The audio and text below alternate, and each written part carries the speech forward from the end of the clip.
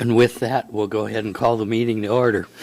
This is Kodiak Island Borough Assembly regular meeting of Thursday, December 19th, 2024 at 6:30 p.m. We are in the Assembly chambers.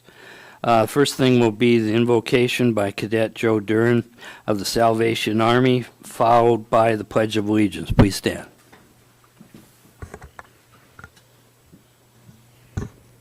Thank you. Heavenly Father, I just ask that as we go into this day, first just want to give thanks, Lord, for this day in Kodiak. And Lord, I just ask that you just be in this room, be the light in the room, be with, in all the discussions, and just be the guidance that we all need, Lord. And Lord, I just ask that you keep us in good spirits and in good health. In your Son's name, Jesus Christ, I pray. Amen. Amen. I pledge allegiance to the flag of the United States of America and to the republic for which it stands, one nation, under God, indivisible, with liberty and justice for all. We are gathered on the traditional homeland of the Supiaq-Alutiiq people, and we acknowledge the 10 tribes of the Kodiak-Alutiiq region. We recognize the Alutiiq culture that enriches our community to this day. Roll call, please. Mr. Ames? Here. Mr. Griffin? Here. Mr. Johnson? Here. Mr. Ledoux? Mr. Sherritt? Here. Mr. Smiley? Here. Mr. Whiteside? Here. Mayor Arndt? Here. You have a quorum. Is there a motion? Ryan? Move to excuse Assemblymember Ledoux based on medical reasons.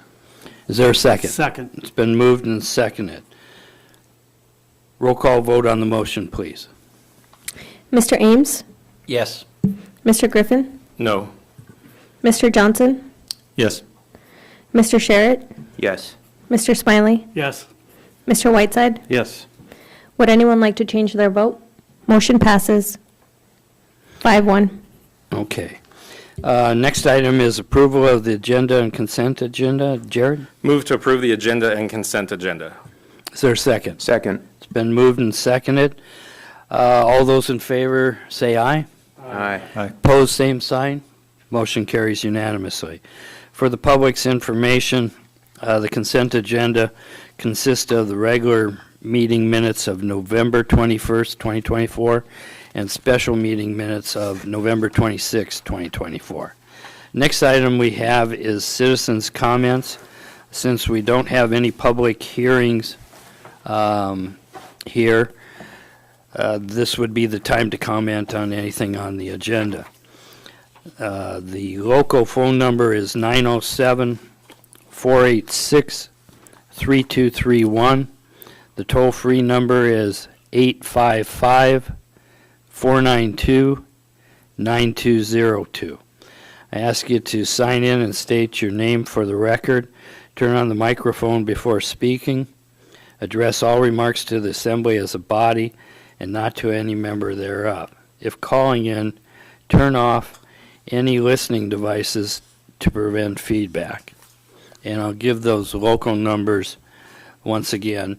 For the people that just came into the room, we're at citizens' comments at this time, and I mentioned that this is the place to talk on anything on the agenda.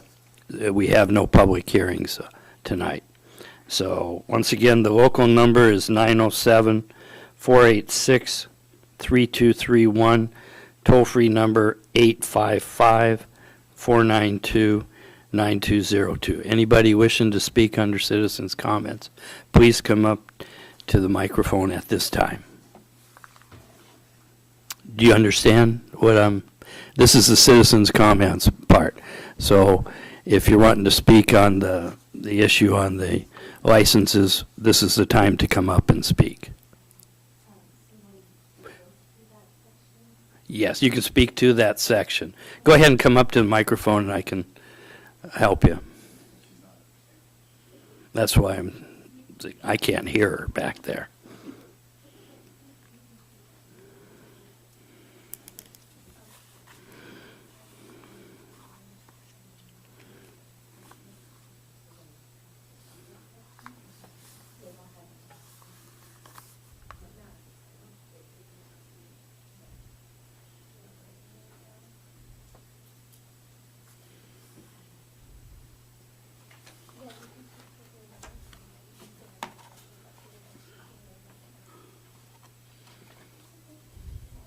No problem. I have a cold. I don't want to give it to anybody. It's okay? So just state your name for the Yeah. record. Hi, my name is Stephanie. We're on the agenda. Okay. And you can say anything you'd like. You have 3 minutes Okay. to speak at this time. I have sent you all, sorry, I'm a little nervous, sent you all an email a few days ago because we were informed on the 4th of December that there was a protest. So that was the day that we came to the borough and saw the clerks. And then on the 6th, there were emails from ENCO, separate departments that had emailed the borough. So, and I've spoken to the clerks. We did initially, because we didn't really understand the process. So it being the holidays, Mrs. Kim had plans to go and visit her grandkids, and she had a ticket on the 10th. So we asked if it's possible to postpone it to the next meeting after her visit with the grandkids. We were informed that yes or no wouldn't be confirmed until the day of. So she canceled her flight and she's here. The borough staff were in Anchorage, I believe, for a few days. So I called to confirm that the emails from the MCO that explains all the questions that were asked from the borough, and they sent the whole thing. I just wanted to make sure the clerks had inserted that to the assemblies meeting. So day before yesterday was the work session, I believe, and I believe all of that was in front of you. Correct. Okay. And anything else you'd like to say in regards to basically what we're doing is protesting because the license hasn't been used and licenses haven't been used. So just making sure you understand the process. Yes, I believe the letter said the location. That is something, I believe, the only meeting that we were aware of, I think was August the 1st. I called in and explained the situation. And then months go by and things are the same. We still do not have a location. Everything that we stated by us and some of you assembly is still where we are at.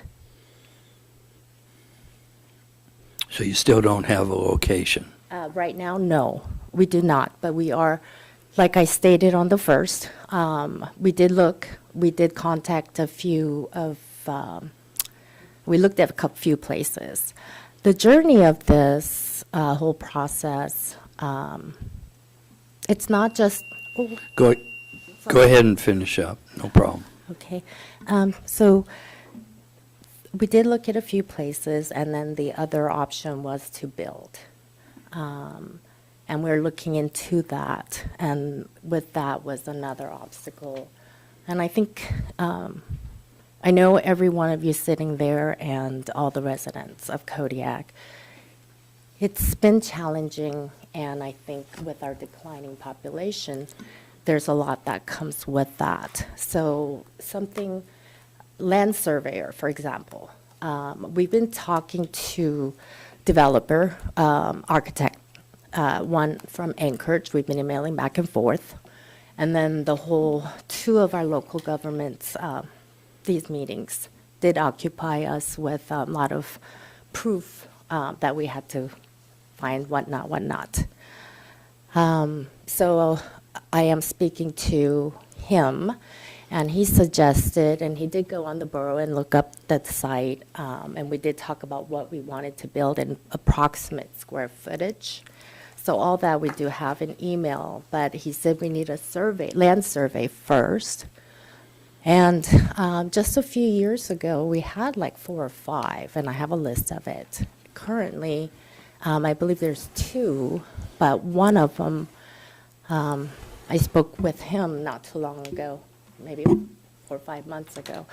But because it was lack of a job here, he had to take work out of town, so he wasn't even available here to do what was requested.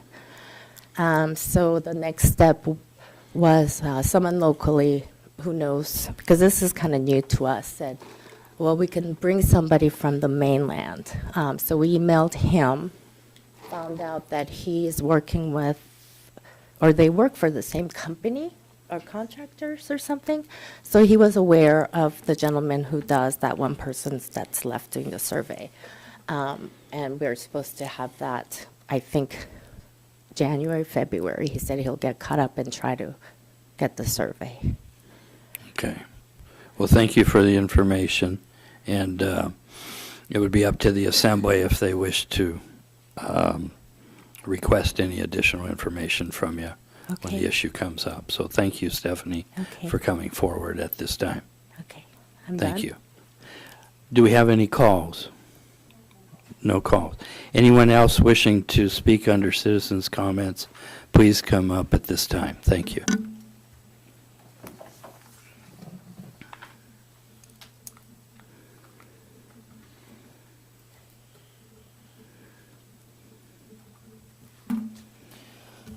Okay, my name's Leanna Harrington. I have been showing up over the permits for a long time. The math is not adding up to me. Location's an issue, declining population's an issue, but we're seeing other businesses opening and being successful. It's not easy, which is why I don't think it's necessarily fair to sit on licenses when we only have 4 and to not have them in use. We're talking about a restaurant that's been closed for years and years and years, and we all are aware of that. I don't remember seeing anything about it open for a long time. And then there's just so many issues with this whole thing. There's the income issue where income was declared through the state for 22 and 23, and 0 for city sales tax. And with that income, you do need to be operating on a premise. There was no operation there. So I'm confused on the income, where that's coming from. Those sales taxes were amended. That is on record through the state as well. But with that, there is paperwork from the city and their meetings and the minutes that do state that the financial advisor had turned down those statements because there was no profit and loss statements, the actual tax transcripts with income and expenses, or receipts of transactions. Now, when that financial advisor left, those tax returns were accepted through the city 2 weeks later. Again, you do have to have a premise and an operation to have income coming in. So something is not adding up with the city as well. There's also been a lot of things I have questions about personally, with statements made under oath. There was an AMCO state meeting on November 19th, and it is released to the public fully. You can listen to it. And at 3 hours and 23 minutes in, the business owners did claim that they closed in March of 2023, and directly from that building owner, they had no affiliation with that business at that time, as well as no one's eating there in March of this year. There's just so many things that just don't add up, and it's very frustrating to stand here and come to meeting after meeting and listen to these things. We have 4 licenses. To obtain one of these licenses, you have to be in operation 240 hours in a calendar year. Yes, they do grant extensions, and they grant those extensions for up to 3 years through the state. I don't remember this business being open within the last 3 years, and I'm not sure any of you are going to either. It's not fair at this point. If I don't get one, I know I do want one for my business that I'm paying taxes on, that I'm serving the community. I very much want one at this point. If I don't get one, that's fine. I want to see them used. That's fair. Our community needs it. There is growth here. There are businesses opening. We do see that, and we are all trying to contribute to our town and provide services. It's not easy. It's not going to be a walk in the park, and it never will be.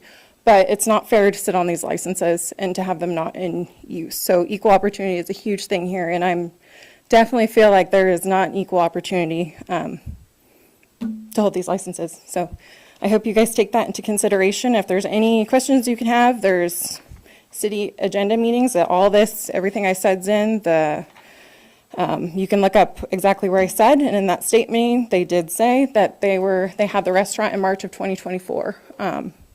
It's confusing for me, and I hope something comes of this, or at least we see them in use. Thank you for your time. Thank you for coming forward.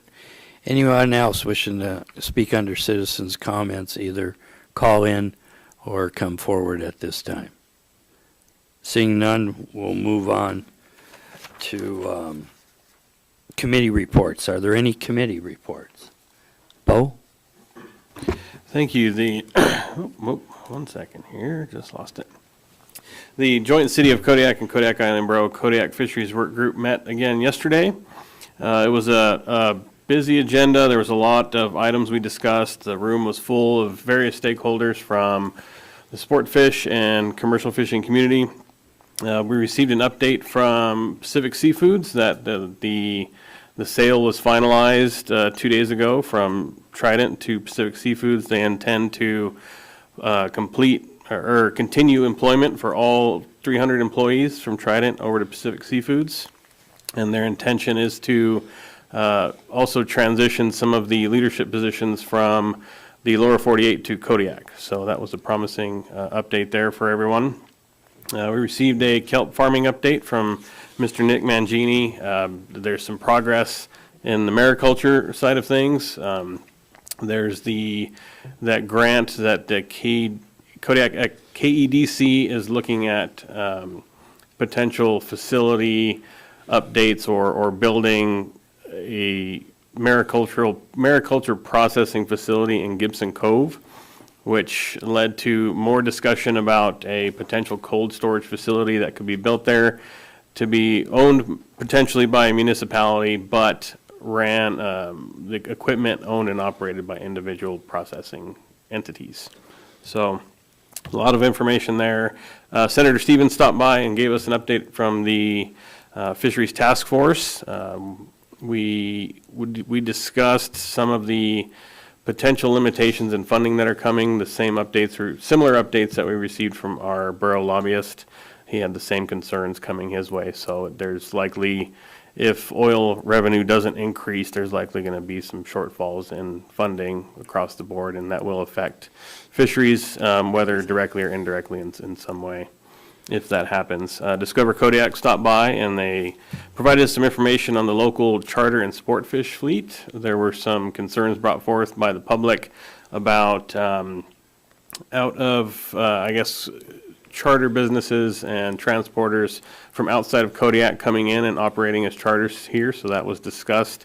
I won't go too far into details of numbers or speculation there, but that was a topic of discussion.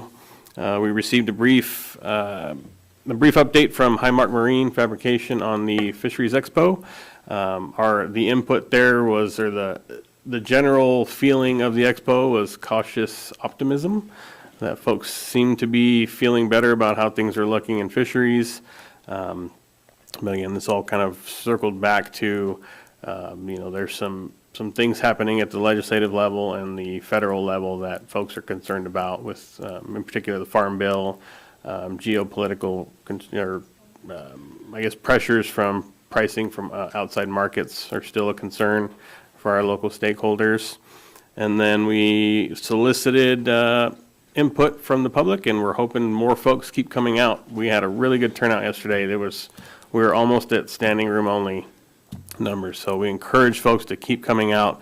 Please keep talking to us. We're all one big fishing community, whether it's subsistence, sport, or commercial, and we all have the same goal in mind, which is sustainable, healthy fisheries, which benefits the community. So it was a very productive meeting, and I'm encouraged by the increased participation. Thank you, Bo. Any other assembly Jared. member? Jared? Yes, Swampsea, we just had our board meeting and a board retreat a few weeks before that. Just want to add really quickly to Bo that the work group is becoming so popular. We even had a little kid attend, and it was great. Back to Swampsea, a couple of things we're getting working on over the next several months is preparing for SEDS. So our new executive director is going to walk us through some SWOT analyses, and work through some communities over the next, few conferences that are around to put together another quality SEDS document. We're also planning the 2025 Economic Summit in March, and so we've just started planning on that. Most of our discussion was taken up with a conversation with Alaska DOT about these regional planning organizations that the state has recently set up, and Swampsea is very, very interested in either establishing an RPO for the Southwest Alaska region, or being a supporting organization and helping maybe smaller regional areas develop their own RPO. I think RPO is something that we should put on a work session agenda, sometime next year after our summit. But these are they're brand new. We're starting to see some of the things that they can do. Copper River has an RPO, and while they're focusing mostly on highways, we've seen this in the fisheries work group, and in Swampsea, there are growing issues with maritime transportation, especially in terms of freight, and shipping. And so an RPO would help us coordinate with the rest of our region down here and with the state. Jared, would you explain the RPO for the public? Oh, for sure. Okay, so I even like summarized my notes. Okay, all right, here we go. Jared's prepared. So an RPO stands for Regional Planning Organization. These are programs, or a program of sorts, set up by the Alaska Department of Transportation to help us develop a regional transportation plan. Keeping in mind that Alaska regions are huge, but to help access infrastructure dollars in a way that gets us thinking about how our different transportational systems across the different regions of Alaska can actually work together and develop some efficiencies and help hedge against a lot of these issues that we find. Shipping is going to increase the cost of groceries every year, and so we need to find a way to build a transportation system that works well and efficiently for, especially for us on the coast. And so it's a small group. It's usually about 12 members. The organization is. It's mostly made up of municipal members and then several industry members also. So it's that kind of cross-disciplinary group. But like I said, they're new, but we think that Southwest Alaska and the transportation issues that we find, this is something that we're really going to have to look at, and I would advocate that the borough be a part of Swampsea's efforts here, or think about doing our own RPO. And that took up most of our meeting, and yep, I think that's it. Okay, thank you. Anyone else with committee reports or that? Seeing none, we'll move on to, we have no public hearings, so we'll move on to Borough Manager's report. Dave? So on behalf of Amy, I'll go through this as quickly as I can. It's been about a month or so this is a little lengthy. If you've heard too much, just throw something at me and I'll stop. Number one is the governor's budget and the FY26 important dates. December 15, 2024, governor's proposed budget released. Early cursory review by our state lobbyists revealed that the school bond debt is proposed at 100%. January 1st, 2025, first day of the session. February 4th, 2025, 15th day of the session, supplemental bill introduced. February 19th, 30th day of the session, Governor's amended budget introduced April 20th, 90th day statutory end of the session, May 21st, 21st day of session, constitutional end of the session if extended. South Coast DOT, Department of Transportation, was in town this week, and Mayor Arndt and I met with them to discuss several projects. I've got notes on that we can type up if anybody wants some further information on progress or lack thereof of projects planned for the DOT roads here in Kodiak. We are opening the touch tank. So the Kodiak Fisheries Research Center public area, we're going to open it from 10 to 2 every day for the next 2 weeks, starting Monday, with the exception of the holidays, so that if folks have people in town, they can come over and see the displays over there. We want to try to give another place for folks to come over the holidays, so we're happy to accommodate that. KLB Gives Back. The staff participated in a food drive and a Giving Tree event over the past few weeks. The food bank received a hearty donation, 32 gifts for children, and special thanks to the engineering and facility member who put the thing together. And we also had the food drive was collected today. We had half a dozen boxes, so that's kind of cool. Our own staff participating and trying to help out the community. December travel, oral arguments for the Norton Sound versus Nome's Supreme Court case were heard. Oral arguments for the Canna versus Kodiak Island Borough case were heard. Prince William Sound Regional Citizens Advisory Council long-range planning was attended. Alaska Municipal Managers Association meeting. Alaska Municipal League annual convention. Thank you for the chance to represent the KIB at these events. These opportunities offer education and better understanding of how to advocate for our community on both the state and federal levels. Current recruitments are for an associate planner and appraiser tech. From the Finance Department, the FY 2024 audit is complete and should be receiving final audit documents by Friday, December 20th. Once received, they will be posted on the website. That is a public document. FY 2024 popular report. Staff has started to work on the annual popular report, is planning for a January distribution. 2024 foreclosure process. Staff is beginning the foreclosure process for properties that have unpaid delinquent tax balance. The first step of this process is the publication of a delinquent tax list in the local newspaper, which is planned for February. In order to avoid the first step in the process and being published on this list, tax payments must be received in our office by January 31st, 2025. Property tax assessment and taxation implementation project. Regularly scheduled meetings staff has with the Tyler implementation team have been canceled for December due to staffing shortages during the holidays. Tyler staff is continuing to work on the assessing portion of mapping and test environment at the project and is currently 21% complete. Assessing staff is continuing to work on data cleanup and verification. The go-live date is expected to be June 25th, 2025. For the Community Development Department, Planning and Zoning Commission, there were meetings held on December 11th. Planning and Zoning Commission worked on Ordinance FY 2025-NN pet-related uses. This has not been seen by the lawyer or the borough clerk, as it is just a discussion item. There is no regular meeting scheduled for the month of December, as no cases were submitted. Code change, Title 17, Assisted Housing. The Commission gave direction through state regulation and City of Kodiak building regulations to prepare for the ordinance staff will be drafting for the next regular meeting the Planning and Zoning Commission holds.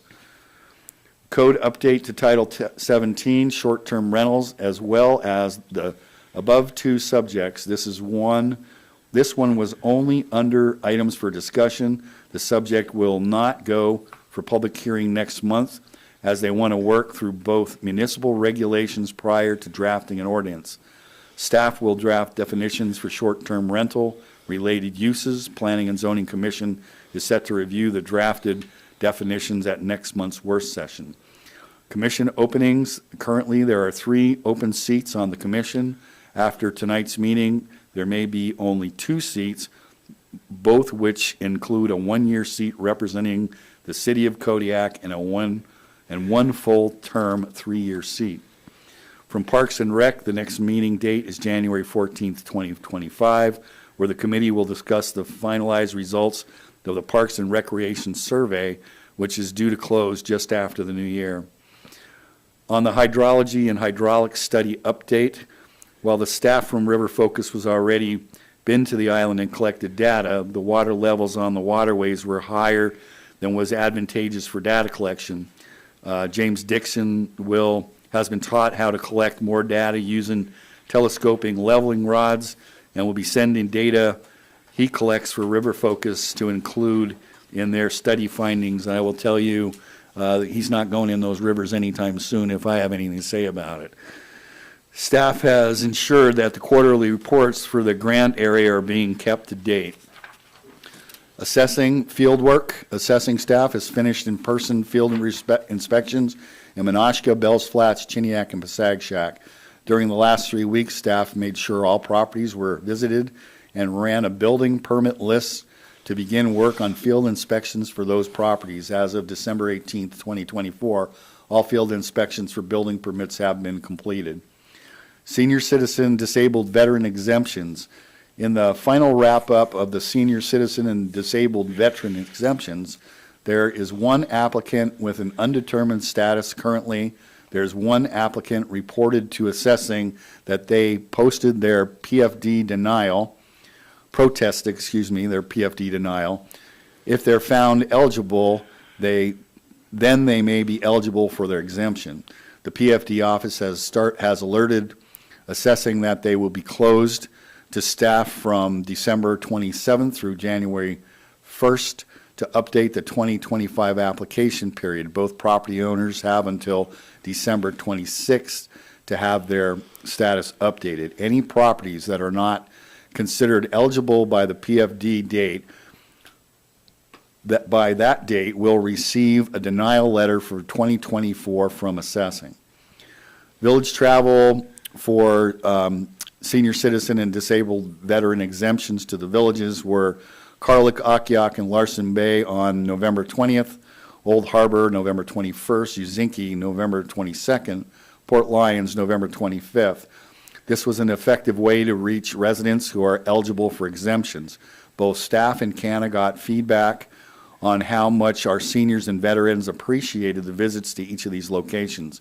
Assessing and CANA hope to be able to have a presentation ready for the assembly soon. Values. Assessing has not seen a leveling or decrease in values for properties. Sales continue to increase compared to assessed values. Position opportunities. Assessing has an opening for an appraiser tech, which we received an application for this position is being considered. Title and conversion again. Assessing continues to run queries for cleanup and is preparing for file transfer. Apex Sketch software is being downloaded onto computers by IT. Assessing hired Paul Friel back as a temporary appraiser tech to complete all the sketches since he is familiar with the Harris sketch program. Paul works 3 days a week, had to set up Apex with his corrected labels, can sketch between 50 and 100 properties a day depending on the area. For engineering and facilities, the Borough office lift station issues. Alarms were triggered by an electrical draw while pumps were both running. The electrician and plumber have been notified and tested the system. System is being monitored for additional issues. Insulation will be installed for noise reduction. The Borough building boiler installation. Contractors continuing to complete the punch list. Several items, including closeout documents, are pending. Mental health buildings, utilities have been shut down, and a request to the city of Kodiak has been generated to shut off service. Boilers are secured and being drained back. Facility appliances are being removed by the KIB staff for disposal at the landfill. Assembly to decide on the funding for the abatement tonight. And I want to personally thank the The folks that work for the city, they were out there in this really bad day looking for valves half of the day to shut the water off over at that facility, those two facilities. At KFRC, staff is awaiting GSA revised contract amount for required water testing.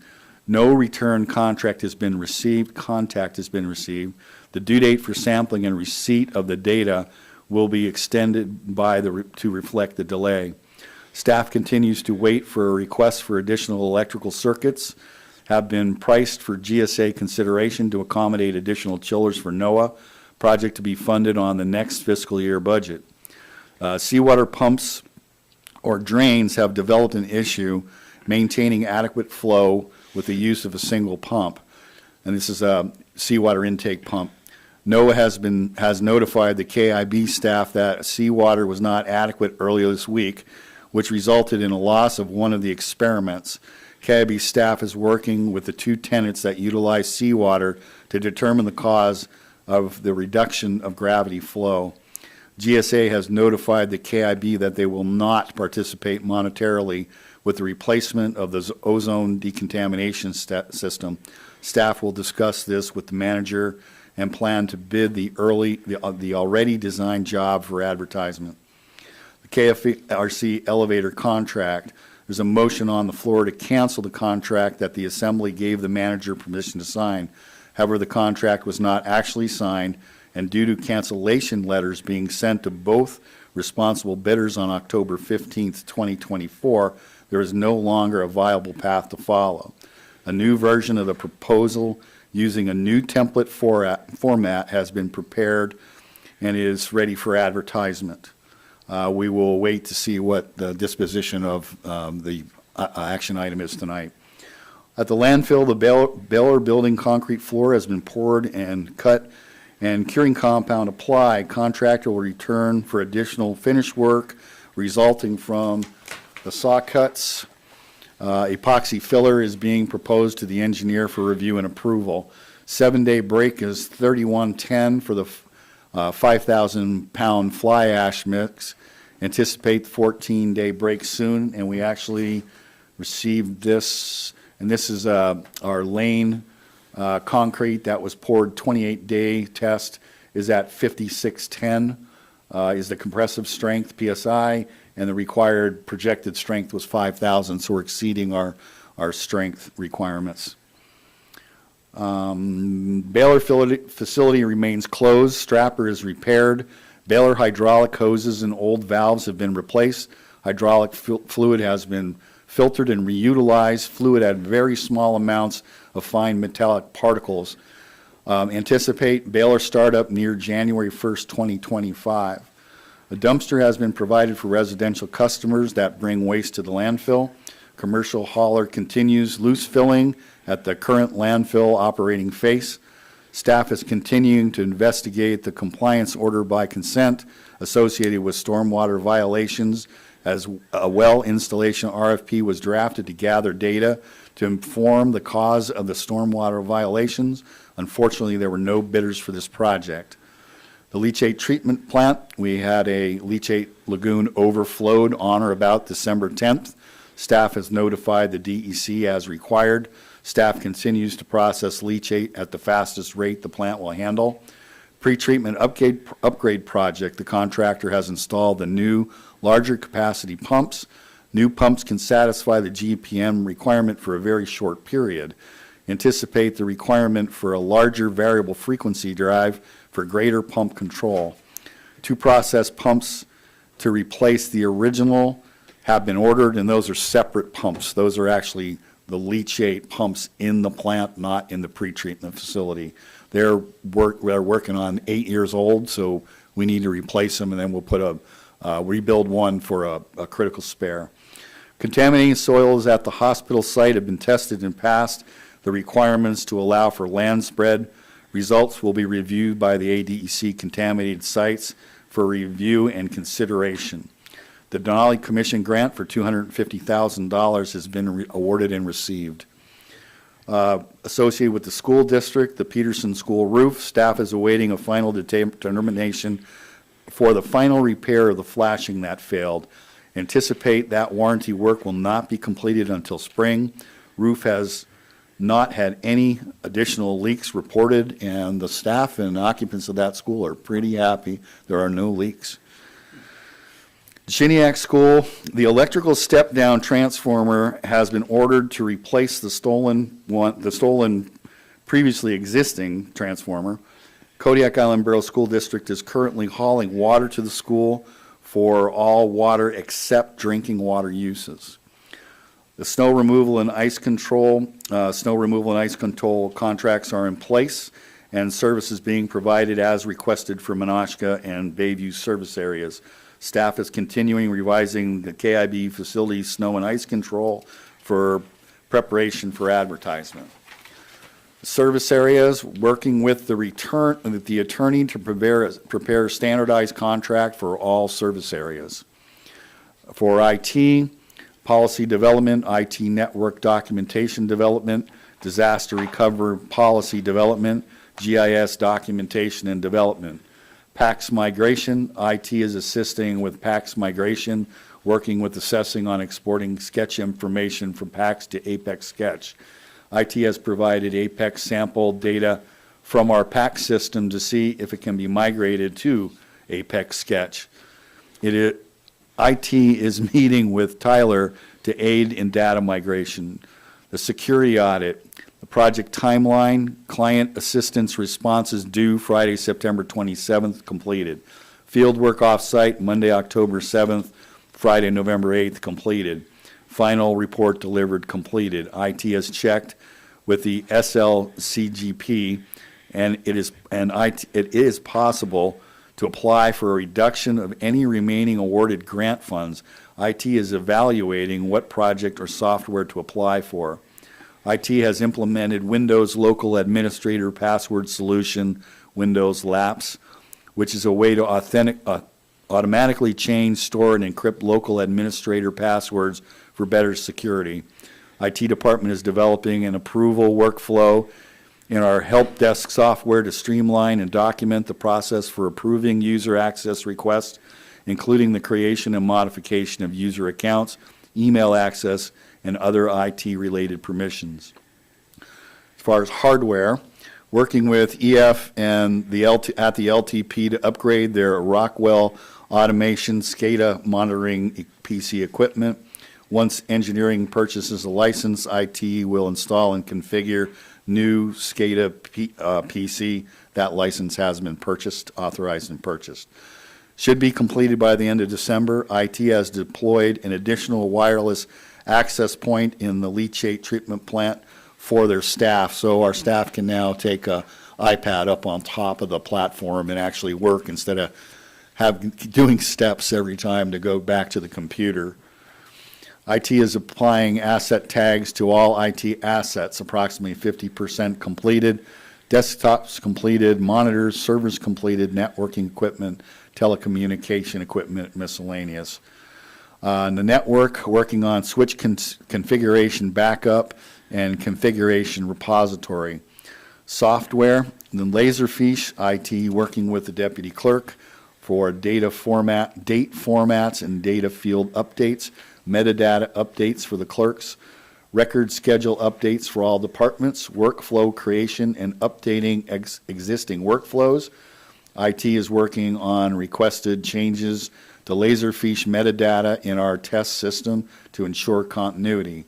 Microsoft Systems Center Operations Manager, SCOM. IT is testing an endpoint monitoring software solution to be proactive with identifying issues with our servers and workstations.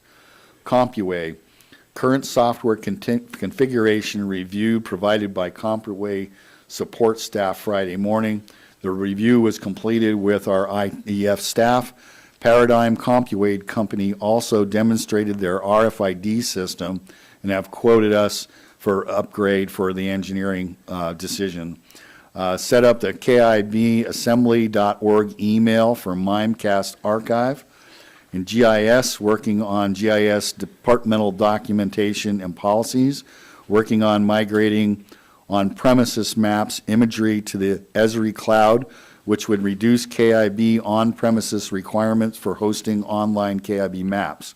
Property ID reviews ongoing, roughly 100 of 7,800 remaining. Highlights of the 2024 GIS internet views by the public, approximately 600,000 total views online. 400,000 of those were Borough Street View. Top 4 viewed areas: downtown Kodiak, Mill Bay Road, Rezanoff Drive, walking tour of the Spruce Cape Trail. The Map Center has 34K views. And then, let's see what else. Reminders for budget discussion for FY26, nonprofit use of opioid settlement funds, accommodation tax breakdown, amount in fund, regulations about using those funds, consideration of adding more to the junk vehicle removal line item, and happy holidays to everyone, and we look forward to a productive 2025. Thank you, Dave. Next item is messages from the Borough Mayor. Took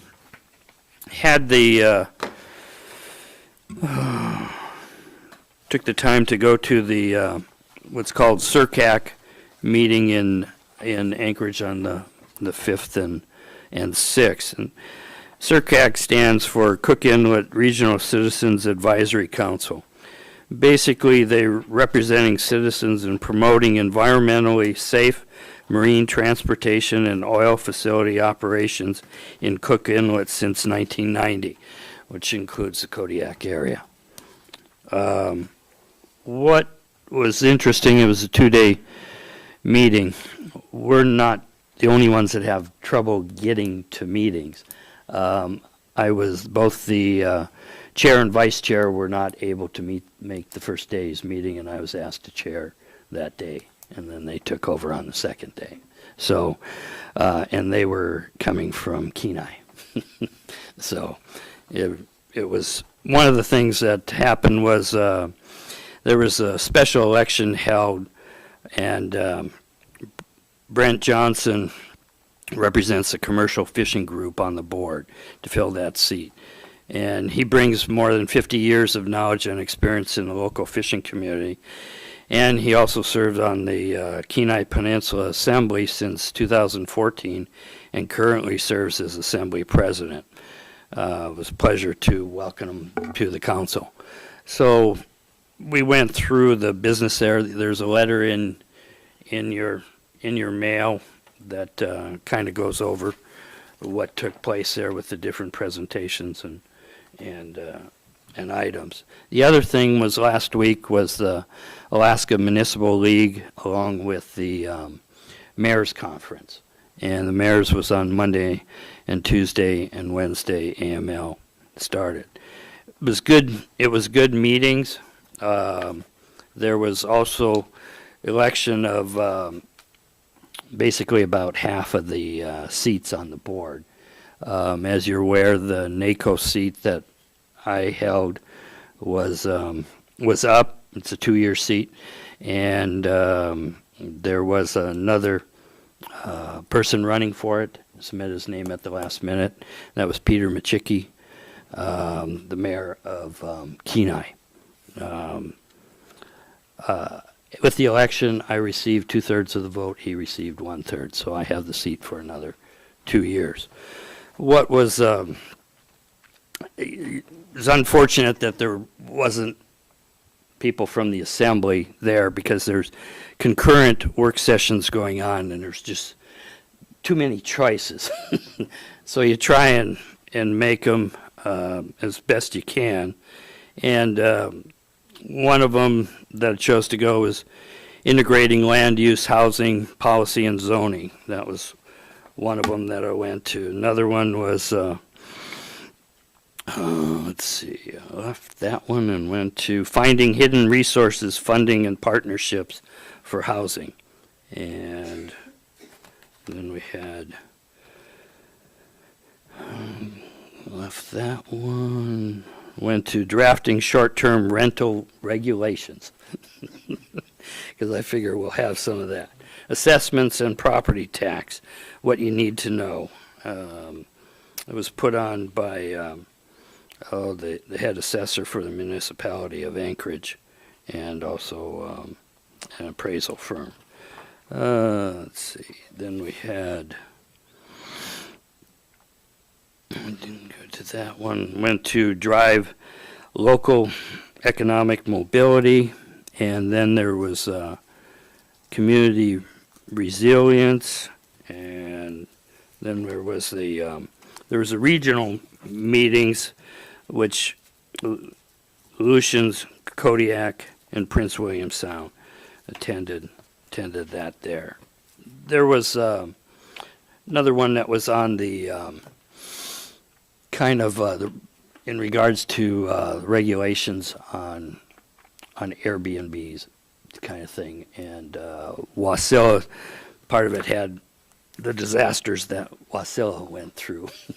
so hopefully as we go through it, I can help with some of that too. So, because I think those are some of the things that we'll be having. On Tuesday of this week, as Dave said, he and I met with people from, there was 3 of them, Chris Goying, South Coast head man, Michael, I forgot his last name, Schuler, who's right away. He knows more about the Kodiak right away than anybody else I've ever met. And he's aware of every encroachment into the right of way that shouldn't be there. So, and then Vicki Roberts, deputy under Chris. Good meeting. They let us know that they were working on the lighting. They had an agreement with KEA to assess their street lights that they have around town that go out within 30 days after they come to town every year.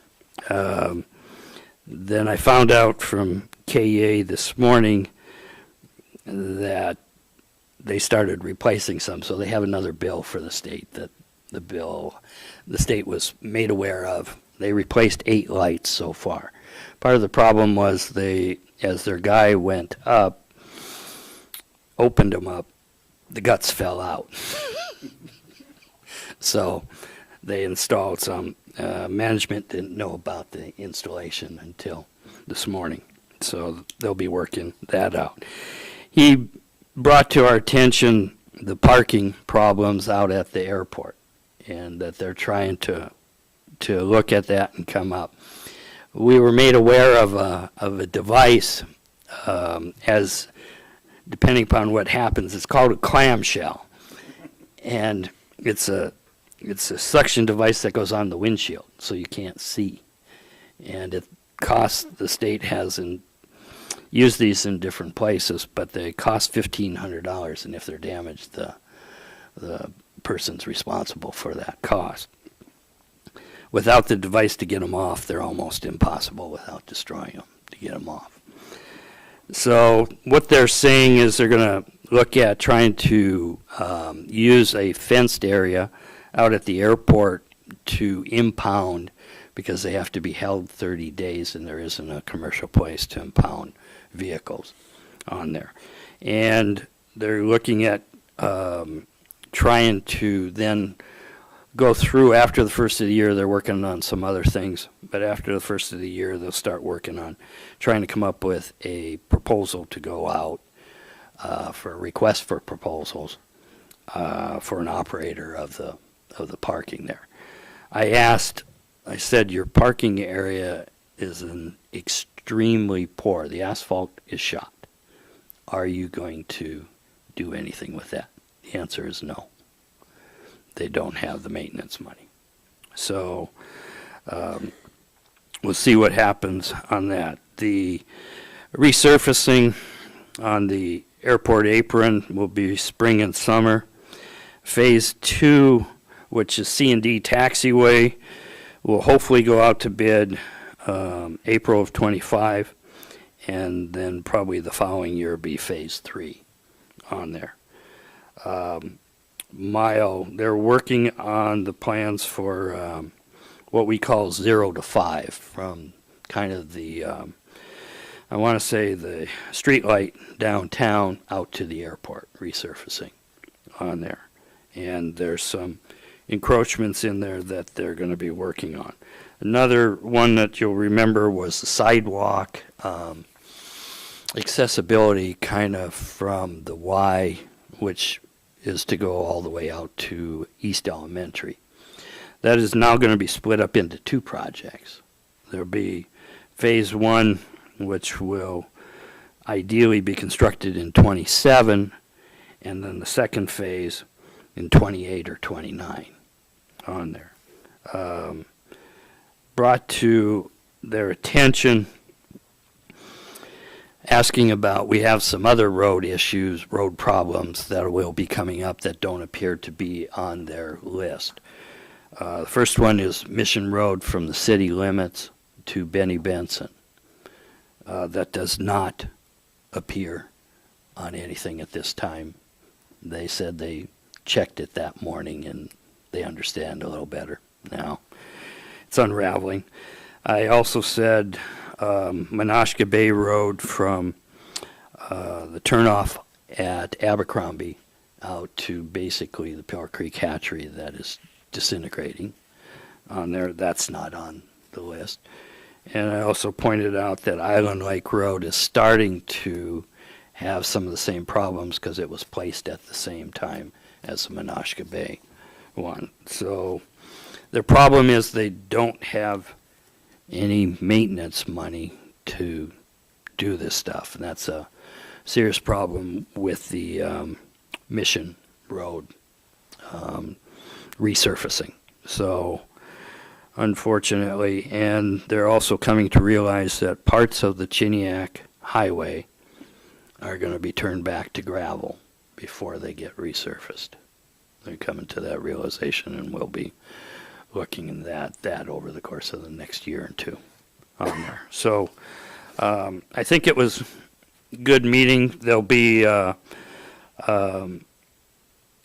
getting out after the first of the year sometime in regards to encroachments on the sidewalk project. And anything that we can do, we'll kind of put that out. There will eventually be letters going out and that, and the state's doing all that, but anything we can do to get it out on the Borough web page, we will do to help them. So that's what I have, and basically I would also wish to say for everyone in the public, Merry Christmas and Happy New Year, and be safe during the holidays if you're traveling or that. So with that, I'm done. Thank you. Next item is unfinished business on the calendar here. We have rescinding the approval of contract number FY 2024-38 with Otis Elevator Company for elevator maintenance service. No motion is needed. The motion is on the floor, which is moved to rescind the authorization for the borough manager to award contract number FY 2024-38 with Otis Elevator Company for elevator maintenance services at the Kodiak Fisheries Research Center. Staff report, Dave? I'm going to go ahead and maybe abbreviate this a little bit, but the confusion at the time it was heard was my error. I was not aware that letters had been issued for cancellation to both bidders. Both bidders the staff had discussion with both bidders, and both bidders had stated that they would prefer not to move forward with the contract. The contract that was considered first by Otis was based on a type of service that would have not been a time and materials contract.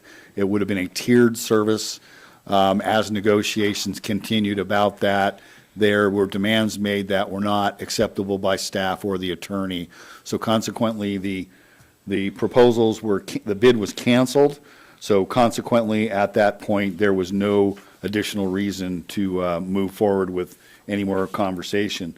We're requesting that this is passed tonight, and we do have redesigned new template, and that is being utilized, and this will be ready to go back out on the street. And this is specifically for the elevator maintenance for the KFRC facility elevator. Happy to answer questions. Any questions or just discussion at this time? Steve? What's the status of the hospital elevator? So this is for maintenance. So the hospital is for upgrade and replacement, as well as the middle school, and those will be worked on very shortly. We need to make sure we maintain this elevator. If we do the maintenance on it, we don't have to do a replacement. Further discussion? Roll call vote on the motion, please. Mr. Griffin? Yes. Mr. Johnson? Yes. Mr. Sherritt? No.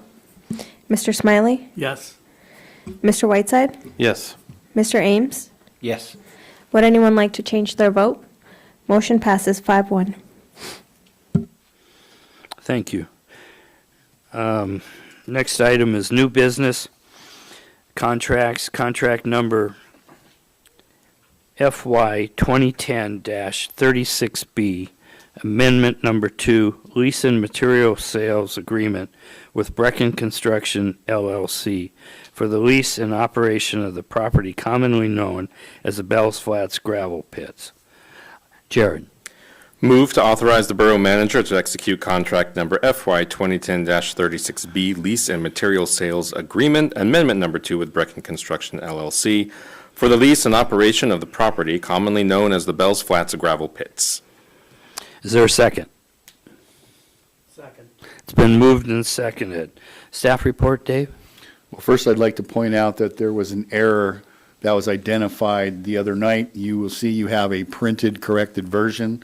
On the previous version, the the eighth whereas was deleted because it was a duplication, so you have an updated document per your request in front of you.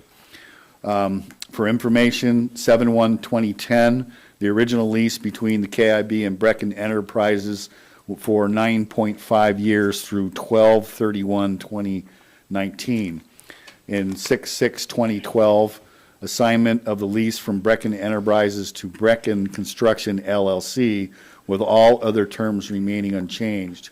6/21/19, amendment to lease, renewing the agreement for 5 additional years through 12/31/24, the first of 2 extensions provided for in the original lease. All other terms of the original agreement to remain in effect.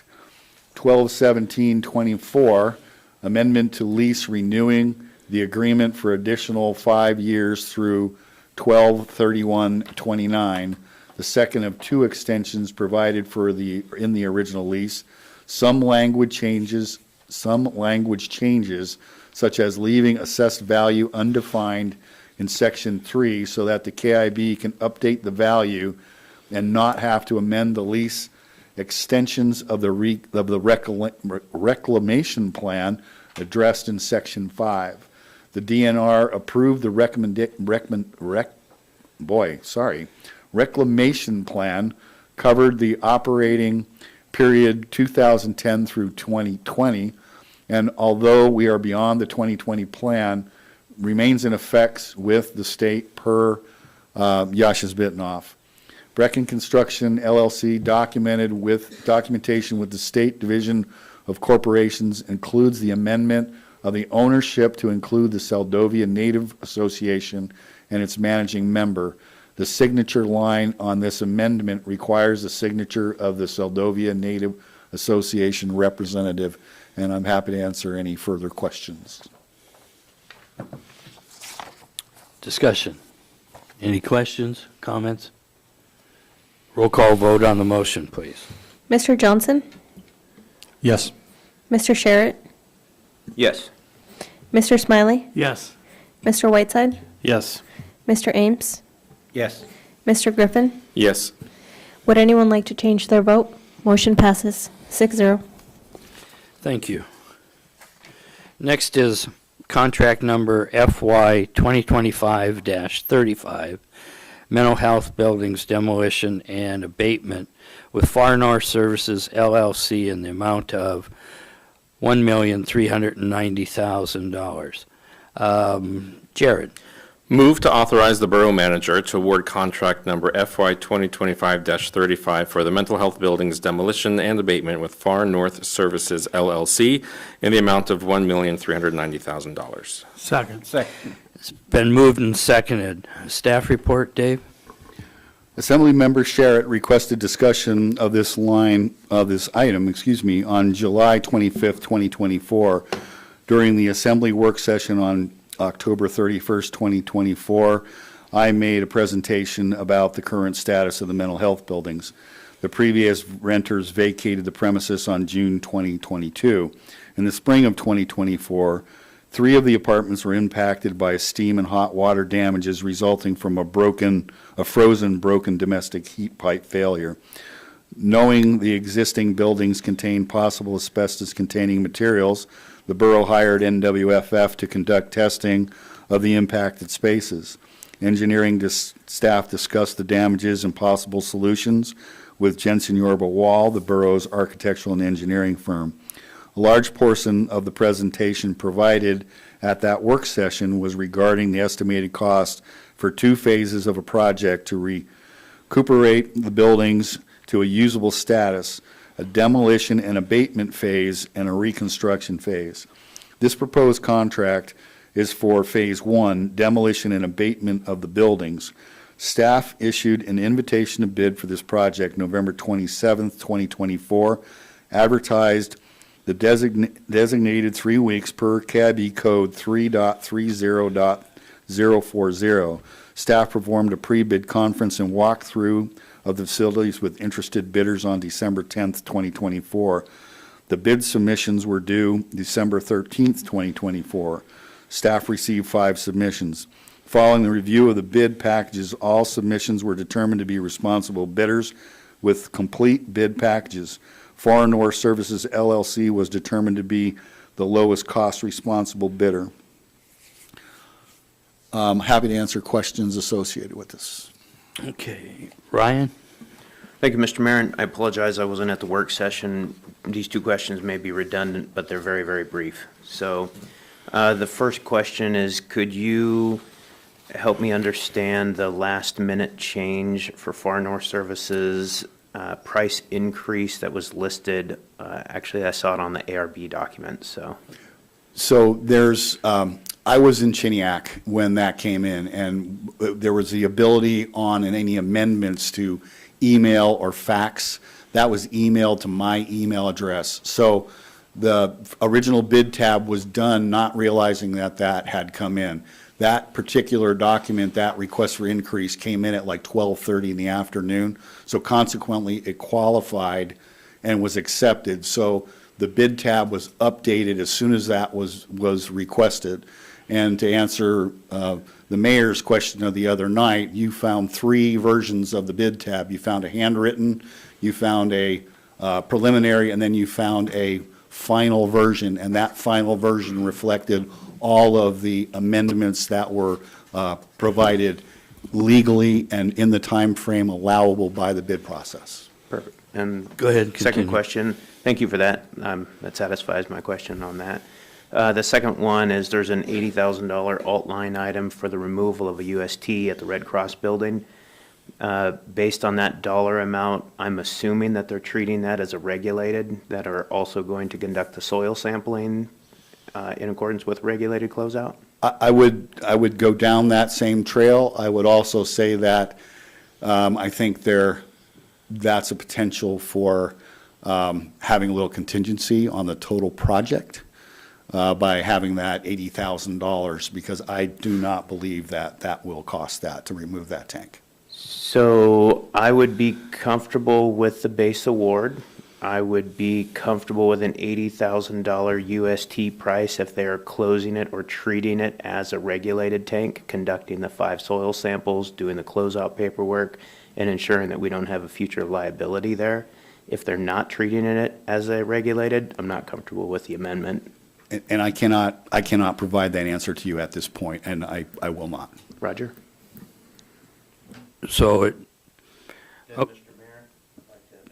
okay, Mr. Mayor, I'd like to make a motion.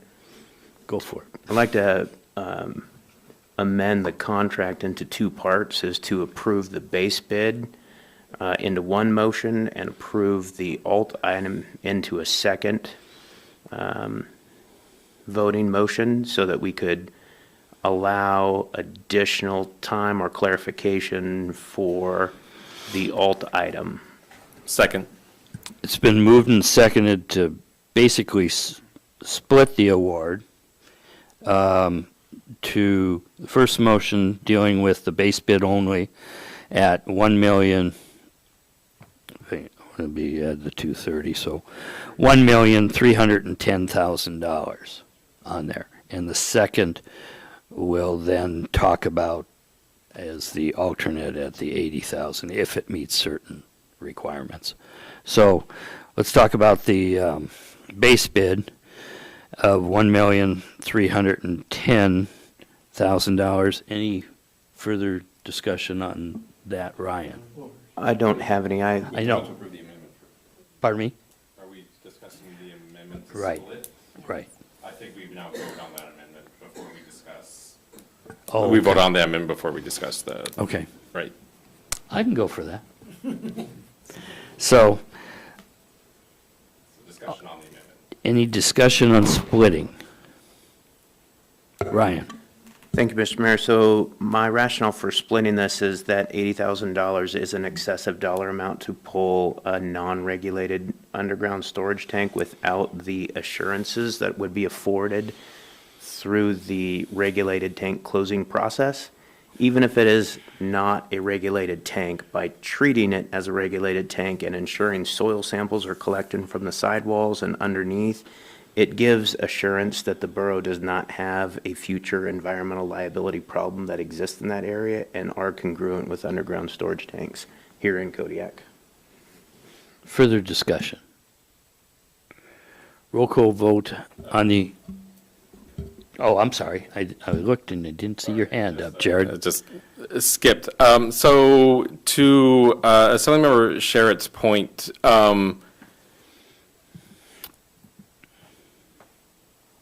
no, never mind. I just answered my own question. Thank you. Is that why I skipped over you? All right. Roll call vote on the amendment to split. Mr. Sherritt? Yes. Mr. Smiley? Yes. Mr. Whiteside? Yes. Mr. Ames? Yes. Mr. Griffin? Yes. Mr. Johnson? Yes. Would anyone like to change their vote? Motion passes 6-0. Thank you. Okay, now Mr. we have, Mayor, May I make a motion? would you like to, or do you want to discuss these Well, I think. separately? So I think the motion I was going to make would be to postpone indefinitely the $80,000 second. Well, that would be, the place to do that is when we move to the second one. Now that they're split, I was going to start with the base bid Okay, I first. didn't know we had an order set. Yeah, so now, discussion on the base bid award at $1,310,000. Ryan? Yeah, I think that the number is valid, especially in comparison to the others that were received. I think that, I think what they're going to provide is what we're asking them to do, and I support this and appreciate the facilities engineering staff getting this done. I believe it's less than the projected amount that we forecasted. 1.1 was the forecast. Roger. So pretty close. So I support this, separate it out now. Thank you. Okay. Any further discussion on the base bid? Dave? Just for everyone's information, the additional $230,000, I did call, I spoke with them that afternoon. They were comfortable with their proposal and shared with me that the $230,000 was a last-minute change because they received additional information from subcontractors. Any further Discussion or questions? Ryan? Now I'm curious, did they quantify what that additional subcontractor information was? No, they didn't. The only other conversation that I did have during that is they said they were also looking at where they were actually going to dispose of the material. They weren't sure that it was going to stay in Kodiak. Okay, thanks. Any further questions or discussion? Okay, roll call vote, and what you're voting on is awarding the base bid at $1,310,000 to Far North Services LLC. Roll call vote, please. Mr. Smiley? Yes. Mr. Whiteside? Yes. Mr. Ames? Yes. Mr. Griffin? Yes. Mr. Johnson? Yes. Mr. Sherritt? Yes. Would anyone like to change their vote? Motion passes 6-0. Okay, 6-0. Next is the alternate number 1 award. Ryan, or who had their? Dave, did you want to speak to this? I would move to postpone indefinitely the award of option 1, alternate 1. Okay, additive, alternate 1. Second. It's been moved and seconded. Discussion on the motion to postpone indefinitely. Ryan? Yeah, as I stated before, $80,000 to remove a non-regulated underground storage tank is fairly excessive. I would love to see this individual aspect of this treated as a regulated storage, and moving forward, any underground storage tanks that KIB decommissions be treated that way, just to identify any future liabilities. So if we could rescope this, negotiate, however you want to do that, whatever you feel best in that manner, I would love to see it treated with the environmental stewardship that assures. Dave? So with that statement, what I will say to you is I will give them a call and find out if the larger UST that is within this project is being considered in that same fashion. And that was in the base bid. That is correct. Okay. Any further discussion on the motion to postpone indefinitely? Roll call vote on the motion, please. Mr. Whiteside? Yes. Mr. Ames? Yes. Mr. Griffin? Yes. Mr. Johnson? Yes. Mr. Sherritt? Yes. Mr. Smiley? Yes. Would anyone like to change their vote? Motion passes 6-0. Okay. Next item we have, and we're going to want to start talking about, with awarding this base bid, we now know how much money we have left on things. And the next contract is FY 2025-36, authorization for the design of needed pool repairs with Water Technologies Incorporated in the amount of $88,900. Jared? Move to authorize the Borough Manager to approve contract number FY 2025-36, authorization for the design of needed pool repairs with Water Technologies Incorporated in the amount of $88,900. Second. It has been moved and seconded. Discussion? Or staff report, excuse me. Staff report, Dave. In the spring of 2023, the Kodiak Island Borough hired Water Technology Incorporated to visit Kodiak and conduct a comprehensive evaluation of the pool facility. This included a full tour of the facility and related amenities, and met with the staff to discuss operations.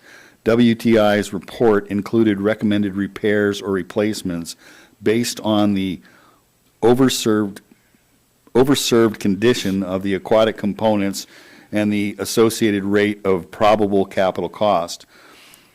The proposal in front of the Assembly is for WTI to perform design services, program, scope review, construction documents, bidding and negotiation assistance, and construction administration assistance. If the borough decides to proceed, WTI estimates that 100% construction documents will take 14 to 18 weeks to complete after receiving a notice to proceed. There was one question by the mayor the other night, and I would like to point out that on page 2, the very first bullet states, repair pool vessel concrete and corroded rebar. I did try to call them. I sent them. Say that again. Read that. Repair pool vessel concrete and corroded rebar. So they are going to look at the corroded rebar that you had discussed the other night. You had questioned. Right. One of my questions is usually you end up x-raying to find out where our next problems are, and because we continue to have failure in there, that's one of my concerns. So we've got a comment here. Ryan, go ahead. Thank you, Mr. Mayor. And this might not be the right venue for this, but am I understanding that we're looking at these contracts holistically to be able to spend the ARPA funds to zero for the end of the year? Is that why all of these are on here? That is correct. That's what staff was directed to do. Okay.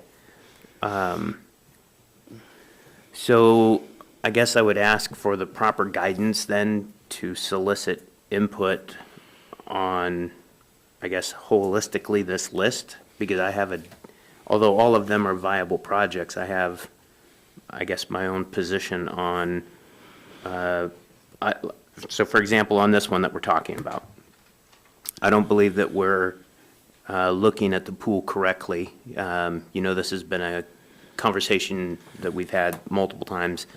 And I also don't feel like we're in a position for this pool discussion while we still haven't solidified the fiduciary responsibilities of the other interest parties here in town. So I don't support this as it stands for funding with the ARPA funds, but I do support the overall pool rehabilitation. Caveat here, my daughter's a diver, so I'm really interested in the pool's success and sustainability. But as it comes to the ARPA funds, I don't support this in the pool of ARPA funding. Thanks. So you don't support awarding this at this time? Not at this time, and not from the ARPA funds, no. Yeah. I guess I got to bring it up somewhere, so I'm going to bring it up here. We had, as everyone's aware, we were looking at, we need to allocate tonight $1,712,770.97. By doing the $1,310,000, that leaves us with basically $402,770.97. So just trying to give everyone the number that. And one of those things that we have that, don't forget you have that project list, which includes the East Elementary roof design, you have the Baylor floor design, the Baylor floor overlay, $225,000, mental health, building ROM, and demo abatement. I'm assuming that was previously approved on there. So you got the Baylor rebuild. We're going to have, there's also the emergency repairs, replacement of the Kodiak Island Borough sewer lift station. You got the firefighter turnouts, and the electronic time clock, and the Bobcat skid steer loader on here. So those are the issues going forward that you have.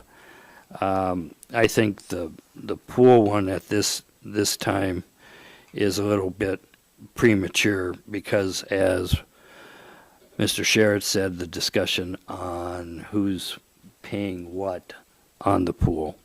And so open for further discussion. Steve? I didn't work it out, but you did. You're saying we have roughly 400 and something thousand? Yeah, $402,770. So we have to keep our vote within that. And I also agree we need to figure out, set priorities. And on the pool one, I am agreeing that there needs to be discussion and figured out more of who's paying for what. What I'm not totally clear on is, do we need a repair design to really do that? Or should we decide in the very beginning who's responsible for coming up with the design and then discuss repairs and who's responsible? And seeing as you're much more involved in the pool thing, I'd like your advice on that. Yeah, next is Dave, had his hand up, and then Bo. And Scott. Thank you, Mr. Mayor. Because I have a public school education, I'm trying to figure out the math here on what's left. So is my math correct that after approving the last 1.31, there's about 313,000 left? 402,777. Okay, I thought you said there was 1. Sorry, okay, yep, that's because I'd already added the pool, because the motion's on the table. So after the pool, if the pool is approved, there would be 313 left. And the remaining items on here, am I accurate in saying they totaled to 258? Oh, they total even more than that. You got, somewhere in there, I'd like to see us cover the baler floor design and replacement. Right, but what I'm saying is the ones we're asked to, because are we going to have an opportunity? By the 31st. Are we going to have an opportunity to approve more of these by the 31st? No, it's tonight. So it's tonight or nothing, right? So that's, I guess, the point I'm making. We've got is- plenty to choose from. That list that I went over, includes I didn't even put the North Star. But they're not on the agenda, so we can't take them up. It's money that's already been spent that can be allocated to the ARPA money that then makes it easier. So, for instance, the baler floor, that's been awarded within the time frame, and it's been certified as qualifying for the ARPA money on there. Right, I'm not disagreeing with that. I'm just questioning if it's a motion we could make tonight since it's not on the agenda. We don't have to make the motion. Staff, it already qualifies on there. The intent was, if you look at what's eligible on here, with what we're awarding tonight, it's a total of $820,000. So. 820,000 and we have 400. Right. So it's, what I'm saying is there's some choices there. The pool being the first one, I don't agree with, on there. So we're not pushing it on there. But we got two other people that want to speak on this, Bo and then Scott. Yeah, I'm gonna, I will wait, if Dora can get us in line with what's appropriate. I have procedural concerns as well with this, but I'll let Dora straighten us out. So my intent on this sheet was the top ones under the active portion are ones we already have under contract. So those you don't necessarily have to assign right now. I'd planned on doing, we'll have to do an amendment to the previous list that you approved a couple years ago for projects for the ARPA money. So I was hoping I could get the priorities Tuesday so that this would go easier and I'd have a draft to give you all. So you don't have to do anything for the active ones. You can just say, yeah, we want that to be paid for with ARPA money, and I'll put that in on the amendment, the ARPA budget amendment that you'll see before March, because I have to have that done before we file the annual report to the federal on what we've used the ARPA funds for.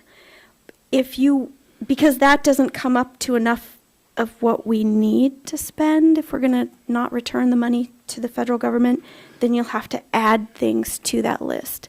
So anything expended without a contract that you say is good to use ARPA money for needs to be paid before 12/31/24. If we put it under contract and it's a fully executed contract, then it's considered obligated, and I can just report that as an obligation on the March or April reporting. Does that help you, Bo? Go ahead. It does. So back to the topic at hand. Thank you, Dora. Even that said, if we were already planning, if we had already had funds allocated to cover those expenditures, if I understand that correctly, those weren't unaccounted for prior to this meeting. Okay, so that said, we have the topic in front of us. Let me go back to today's meeting. Pardon my delay here. So the pool contract, I appreciate statements that we don't know what it's going to cost and how we're going to pay for it. However, how are we going to get to that point without this process occurring? I appreciate that there might be some concerns that it's not quite as comprehensive as folks would like it.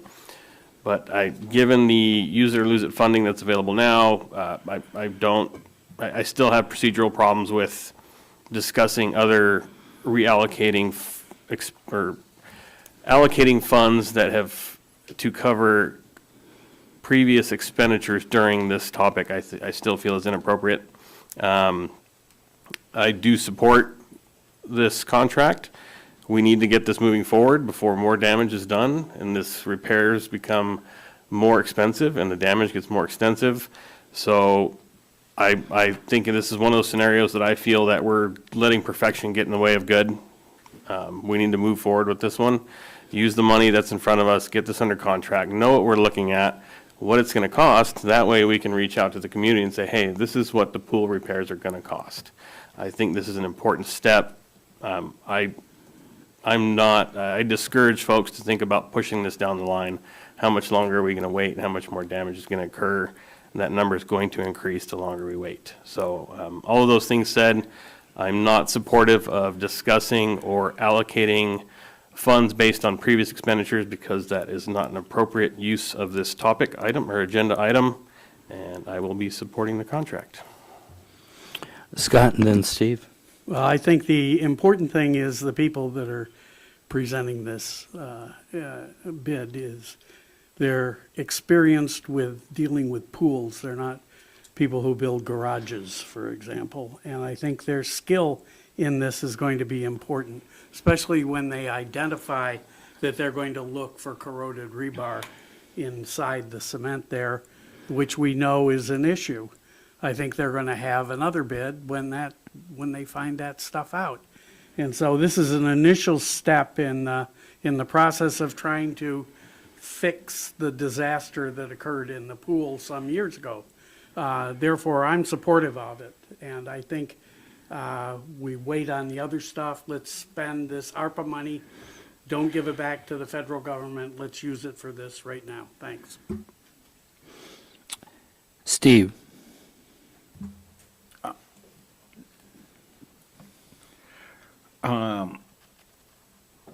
We have this money, but we're talking about using some of it to pay for projects not on this list. Not on award tonight. Not on award tonight because They're on the list that was presented to us at the work session, okay, which yeah. is this. Yeah, I do page remember here. that sheet. I guess we need to also realistically look at those numbers with this to figure this out. Correct. Not, even though it's not on the award, we have to look at the big picture. What are they all total? Way over the number? 820,000. And we have 400, so yeah, about twice. Okay. Then, So it's a choices. little examination on that. I'll see if I have more comments. Okay, Ryan. Thank you, Mr. Mayor. Wondering if we can get a recap of purpose of ARPA so that we can use a critical lens to decipher the award of any subsequent contracts following the purpose of ARPA and my understanding of the greatest good for the community. If anybody's comfortable talking about the purpose of ARPA money, I would love to. Okay. Dave? Well, I'm not going to speak to that, but I will point out, because you weren't here the other night, that there are a couple of projects here that were identified that could be funded from existing sources, so that could potentially be helpful. I would say that, not to throw door under the bus here, but the $25,000 time clock, there are funds for that. I would also state that the Bobcat for the landfill, there are funds for that available within the budget, so that knocks down $100,000 or so right there. I'm not going to throw Chief Ellis or myself under the bus, because I think that it would be a very good gesture for the assembly to honor the volunteers in the fire departments for looking at getting some PFAS-free turnouts. I think I'll be quiet now. Ryan? Ryan, do you have anything else on that? It's just that my understanding of the ARPA funds is it's a community-wide grant that impacts the greatest good of the greatest people. Not everybody uses the pool. Everyone uses the baler. Everyone needs firefighters. So I'm in support of the greatest good type clauses. And again, my caveat to that is my daughter was the #1 diver, by the way. Ooh, advertising. The only diver. Thanks. Bo? All right, here we go. From the gfoa.org website, eligible uses of these funds include revenue replacement for the provision of government services to the extent of the reduction in revenue due to COVID-19 public health emergency, relative to revenues collected in the most recent fiscal year prior to the emergency.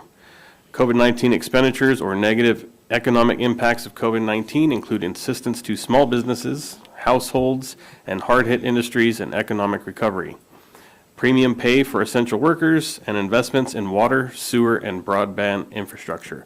Restrictions on the uses of these funds include funds allocated to states cannot be used directly or indirectly to offset tax reductions or delay in tax increases. Funds cannot be deposited into any pension fund. Ryan? So that, to me, income replacement, I was originally thinking that if an enterprise fund had a request that shouldn't qualify, but maybe it does. But just to keep us back on point, I think we are talking right now about the pool repair. I've said my piece. With some other assembly members might want to weigh in on the pool repair as we progress down the agenda. Thanks. Thank you. Any further discussion? Bo? I'll just add one last statement here. I don't use the pool. I don't swim in the pool. I don't have kids in the pool. However, we live on an island where we have thousands of residents with many thousands of children who would probably benefit from learning how to swim. This pool is critical to the community. So saying that not everyone uses it, it is critical to the community. When we live on an island surrounded by water, everyone uses vessels, everyone's near the water constantly. We have a federal agency here specifically to help people on the water. People need to learn how to swim. Ryan? Thank you. Yeah, my inference to this was not to underplay the need for a community pool, not even in the slightest. I'm the kind of guy that if this were to close, I would open my own here. So what I'm specifically looking at is funding allocation from the ARPA money only, not the essential or elements of, or the validity, rather, of these projects. I think they all hold merit. I think we should do them all, but I'm just looking at a funding mechanism for these right now. So again, not to underplay the pool by any means. Thanks. Okay. Steve? It is my understanding that the Bobcat, the time clock have readily available other sources. The, Well, I will say other sources. I'm not going to say readily available, but yes, there is other funding mechanisms potentially. the turnouts, that is not really in a What- budget anywhere for them to purchase, is that correct? At this point in At this time? point. This number was developed associated with the assistance to firefighter grants, which is due tomorrow at noon. So consequently, depending on the decision, is going to depend on what that grant looks like at noon tomorrow. So, are we ready to go to a vote on this issue? Roll call vote Now- on the motion, please, is what I'd like to do. We'll talk about those things. I want to clarify exactly, we're just voting on the pool. Yes, turn your mic on, so, yes. To clarify, at this point, we're just voting on the pool. Yes, which is, in this case, contract number FY 2025-36, authorization for the design of needed pool repairs with Water Technologies Incorporated in the amount of $88,900. Roll call vote on the motion, please. Mr. Ames?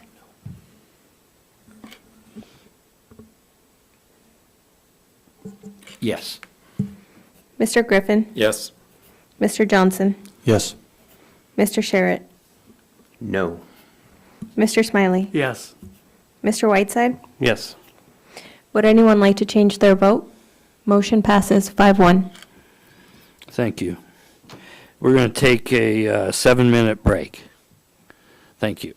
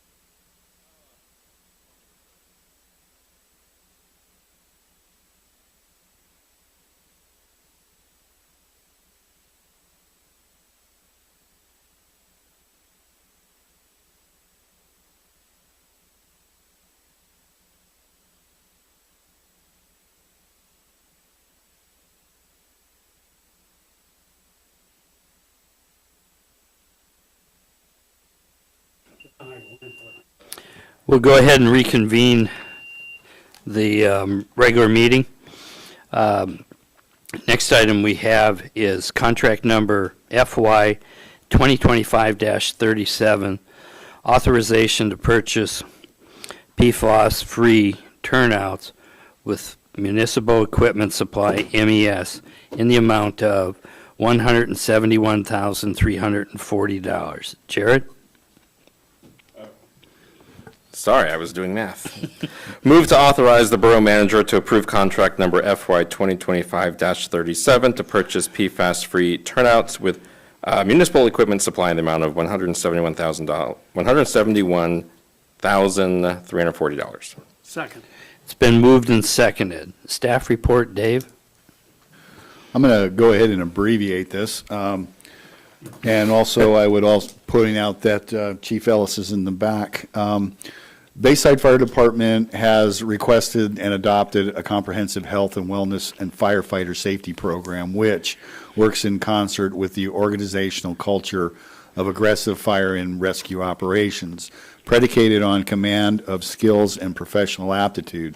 The cornerstone of this culture is superior equipment and personal protective equipment. So we have the two fire departments, volunteer fire departments, have turnouts that were obtained on a grant approximately 10 years ago.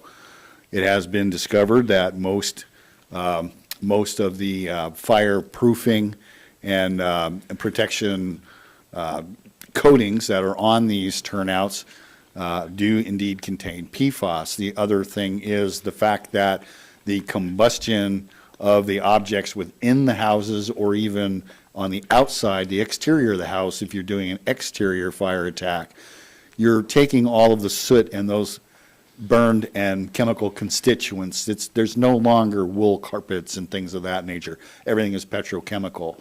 So this is basically a request, and like I said, if this is not approved, it will modify our assistant to firefighter grant request, and this is just a request to take this chunk of change. It's approximately 30, I believe, sets of turnouts? 35. 35 sets of turnouts.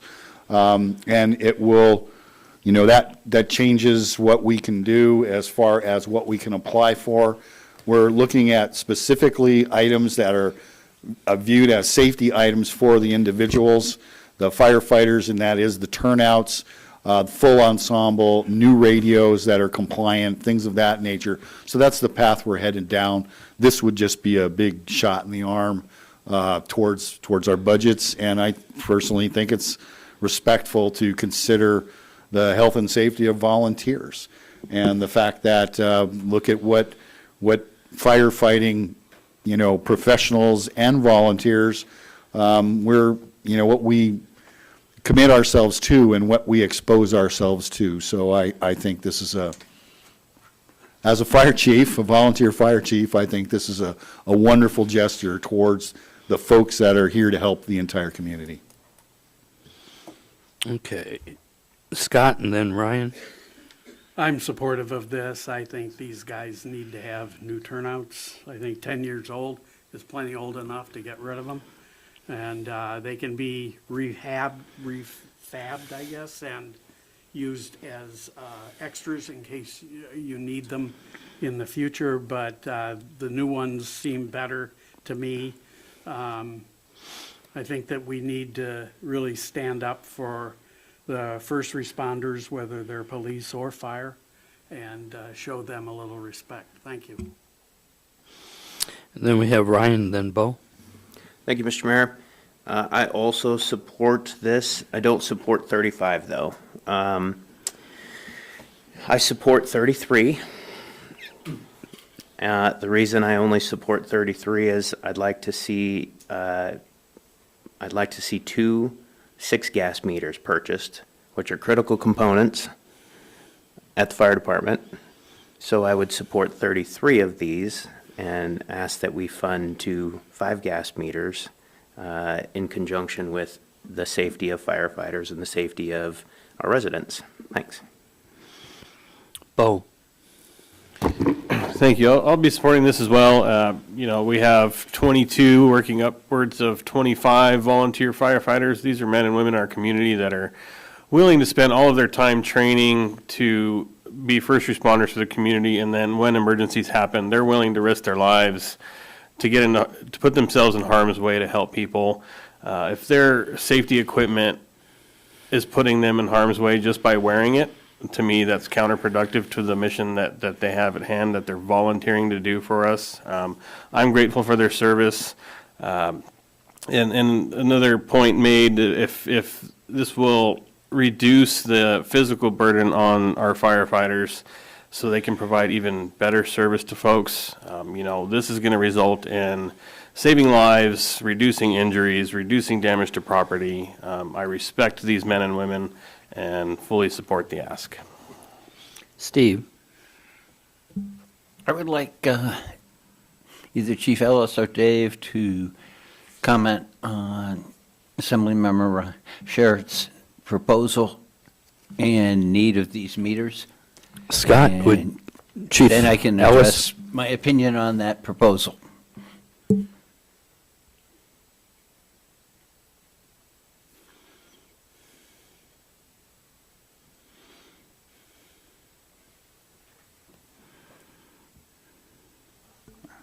Good evening, everyone. In regards to Assemblymember Sherritt's comment with the 5 gas meters, currently both Bayside Fire Department and Woman's Bay are deploying 4 gas meters. They were purchased at a time where it was a shared purchase. We have the ability to swap them out with ones that are used by DPW. The advantage with the 5 gas is it enhances our ability to monitor the particular meters that are currently, that have been spec'd out by our Special Operations Officer, Monique Lewis, will meet that, and we're able also to change out the sensor on the 5 gas easier. Less expensively, if that is even good English. So right now, we're able to monitor for explosive limit on certain rendered gases, carbon monoxide, sewer gas or hydrogen sulfide, and then oxygen level. The availability, we would be able to add a sensor for hydrogen cyanide, which is a kissing cousin to carbon monoxide. It is found in, during, and after firefighting operations in a structure. The other is that these new meters that firefighter Lewis has spec'd out offer a reference gas, because we have to bump test these meters and calibrate them once a month. And the calibration gas that we use is a reference to oh my gosh, and I wish I had my notes. You got me good here, sir. I'm going to get this backwards, but it's not a methane, it's a propane. Yes, thank you. So it's not relative to most of the combustible gases that we would encounter here in Kodiak. Doesn't mean it's useless, it just means these two would be better. Currently, those are within the scope of our budget to purchase. And also to Assemblyman Sherritt's comment as well, and I think earlier comments, the turnout gear that is specified and in front of you, we have started to make replacements. Currently, right now, we just received 5 sets that went out to firefighters at Bayside, out of the Bayside budget. What this does, to the point is, and I think we talked about it Tuesday night as well, is it expedites the replacement and then drastically reduces the long-term exposure of the firefighters to this gear. But I absolutely 110% share Assemblyman Sherritt's statement that the new 5 gas meters, and I'm very, very confident that the information that Assemblyman Sherritt has on the 5 gas is exactly the same that was presented to me. So we share absolute support in the importance of those meters as well. I'm going to let, Steve, if you don't mind, I'll let Dave respond. He has his hand up and might be something pertinent, and then let you follow up. So my comment would be is because we are basically our only mutual aid partners currently, it is just smart of us to have similar equipment. I can say that within my fund balance, I have the funds, our fire department has the funds to procure meters. If Chief Ellis decides and Bayside decides to do that, I'm going to follow up, because if I need backup, I need people coming in that are going to have meters that they have to have meters that they're familiar with, because then they can pick up my meter and use it. That's not to say I'm going to toss my 4 gas meters out, but I have funds within my budget. I would prefer and request respectfully that you approve this as it's presented to you. And absolutely to follow up on Chief Conrad's and Engineering Director Conrad's, his multiple hats here that he's wearing and doing a pretty good dance about it professionally, is when we purchase things, we have absolutely, since I've gotten here, we do it together just for that interagency ability to operate. We operate much more cohesively as a single unit. My only other concern would be with plugging those in, would being able to procure the contract in time. I'm not saying we couldn't, because there's, things can get done. It's just what's in place right now is absolutely ready tomorrow morning to go, so. Steve, I'll let you continue, and then Ryan has got the next question. So if I'm understanding the two of you correctly, you agree the gas meters should be purchased sometime in the nearby future, but would prefer to stay with this number and be more comfortable with that, and then deal with that either out of your budgets, respective budgets, and do it coordinated.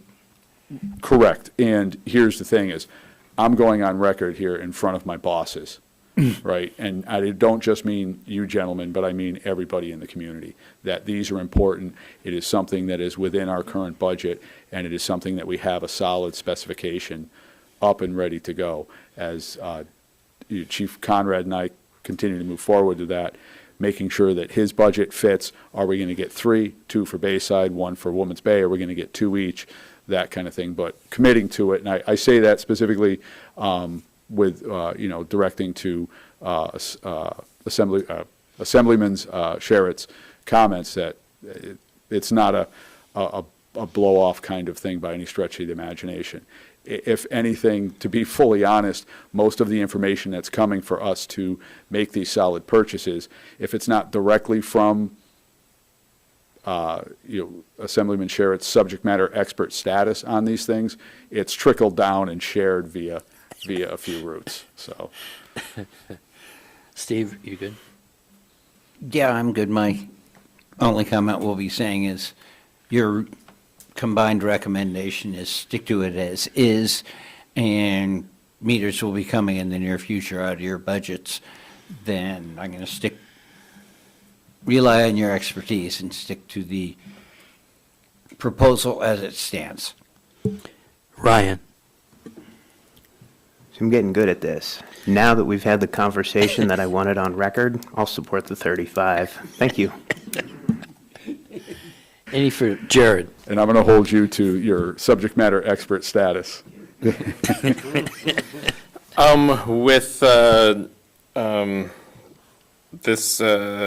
so you have a grant tomorrow, due tomorrow, and you're using, if we were to pass this or to authorize this contract, you're basically using it as leverage with your potential funder to fold whatever your big package is for everything else. Correct, without going into too much detail Right. that would just put everybody to sleep.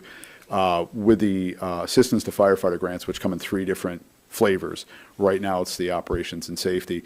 The priority of funding, they're looking at the individual, they're looking at overall safety, and this dovetails into what Chief Conrad was paraphrasing from my report, in that it's an overall package. So if we come in and we say, listen, we're not just asking you for money because we need stuff, get in line with, thousands of other fire departments applying for this all over the country. We're coming in and saying, hey, listen, we're doing this huge chunk. We've also started on a few other items, things like are credentialed now regional training facility that we have next to the firehouse. We're doing all our in-house training. We're credentialing instructors, all those things, the health and wellness program with a health and wellness officer, and some of that is tied into this overall budget, or grant request. It allows us to focus on that. The ask, as it looks right now, the ask that will go forward tomorrow before 1300 hours Alaska Standard Time will be in the amount of about $152,000 minus our 5% cost share based on our community size. If it doesn't, then I'm gonna shift a bunch of stuff and have to play some games with my, it's a poor choice of words, modify, thank you, Mr. Mayor, how I'm narrating out our need and our overall project. Okay, good. I like the idea of leveraging grant money to get more grant money. Let's see. Okay, I think that's my question and comment. Thank you. Anyone else have any questions or discussion? Thank you, Chief Ellis. Roll call vote on the motion, please. Mr. Griffin, Yes. Mr. Johnson, Yes. Mr. Sherritt, Yes. Mr. Smiley, Yes. Mr. Whiteside, Yes. Mr. Ames. Yes. Would anyone like to change their vote? Motion passes 6-0. Okay. Next item we have is contract number 2025-38, authorization to purchase an electronic time and attendance solution with Time Clock Plus LLC in the amount not to exceed $25,000. Jared? Next page. Move to authorize the borough manager to approve contract number FY 2025-38 to purchase an electronic time and attendance solution with Time Clock Plus LLP TCP in the amount not to exceed $25,000. Second. It's been moved and seconded. Staff report, Dave? Dora? Evening. I'm asking this contract to modernize our processes from Excel spreadsheets to an electronic version. Not all of our staff will probably be participating in this. Like we talked last night, we have staff that don't sit at a computer all day. There are processes for that too, so everyone will enjoy the perks of this program rather than the penalties of the Excel spreadsheets that we're currently dealing with. I have a payroll technician who is approaching 1 year with the borough. She is excited to get away from Excel timesheets. She's excited not to have to go back to the directors to ask them to approve changes to those. This contract's not contingent on ARPA funds I'm requesting. I put this on the list just in case we needed some extra, but I intend on going forward with it. I do have money in my current budget to pay for this if it's not on the ARPA list, so that's it. Thank you. Any questions of Dora? Ryan? Thank you. I love the idea of the time clock. Two questions, or I guess one primary question. Your staff that doesn't start at the physical borough building, is there an online version of this for maybe the bailers or anybody else that doesn't start at the building that has a physical swipe of the time clock? So I'm asking for 5 card swipe units, 1 at each of our locations. The one at the landfill can either be put in the landfill or it can be put down at the LTP, either one. That location isn't one of the locations that's really set up to use a computer every day, so the processes will either continue as they currently are and have EF staff or payroll staff take care of their processing. So I'm hopeful it's going to be flexible enough. Bo? Thank you. I'll be supporting this.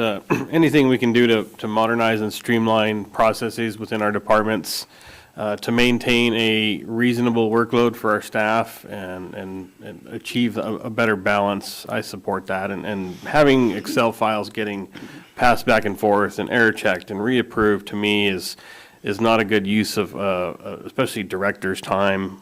So I'll support this. Any further questions or discussion? Roll call vote on the motion, please. Mr. Johnson?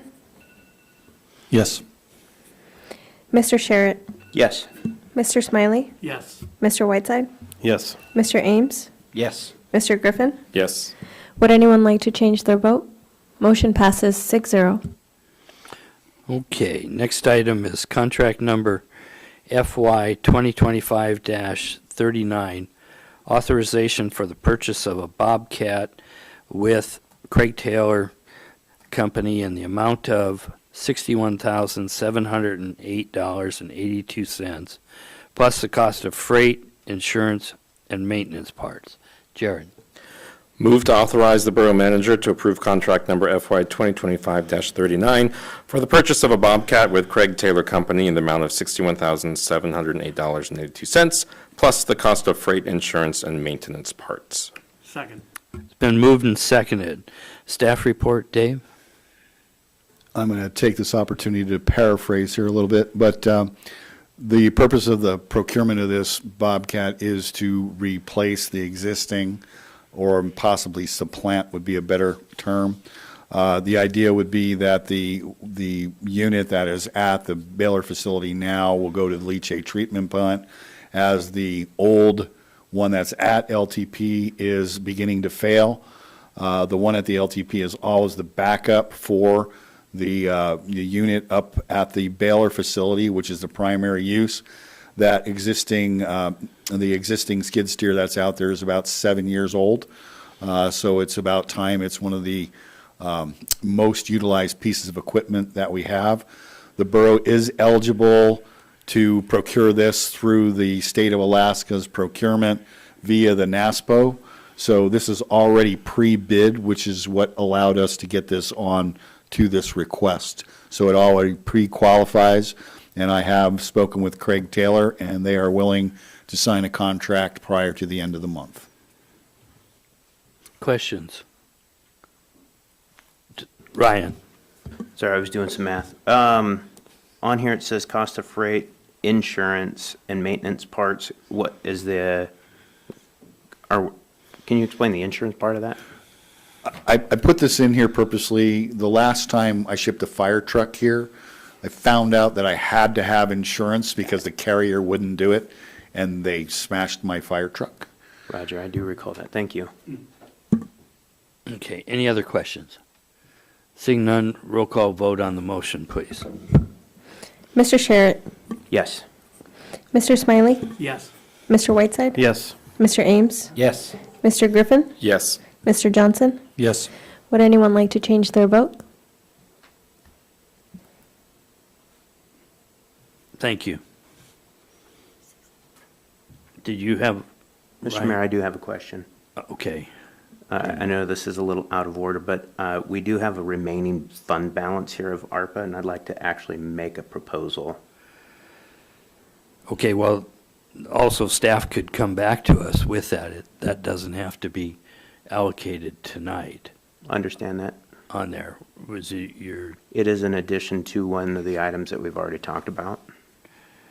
So I feel that it Let's- is not off agenda. that's what I'm wondering. Okay. Motion passes 6-0. Thank you. Okay. Next item is ordinances for introduction. We have ordinance number FY 2025-9, amending Kodiak Island Borough Code Title 17 Zoning, Chapter 205 Amendments and Changes, Section 17.205.055, submission to the Assembly to require submission of all rezone requests to the Assembly for review. Jared. Move to advance ordinance number FY 2025-09 to public hearing at the next regular meeting of the Assembly. Is there a second? Second. It's been moved and seconded. Staff report, Dave? The Planning and Zoning Commission, at its regular meeting of November 20th, 2024, voted 4-0 with 3 absent commissioners to forward a recommendation for approval for amendment of KIBC Section 17.205.055 submission to Assembly that would require all zoning requests to go to the Assembly for review. The current code requires a recommendation for denial to the appealed to be appealed to the Assembly.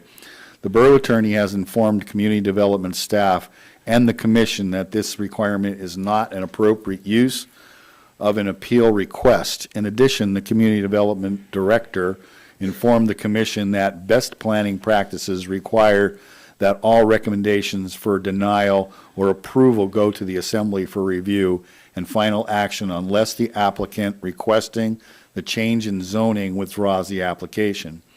The Commission justified its decision on this amendment based on the 2008 Comprehensive Plan goal, which states, continue to update and improve the effectiveness of borough policies, plans, regulations, and procedures, and on best planning practices. The ordinance includes a provision that the Assembly schedule the ordinance for first reading within 60 days of receiving the ordinance from the Commission.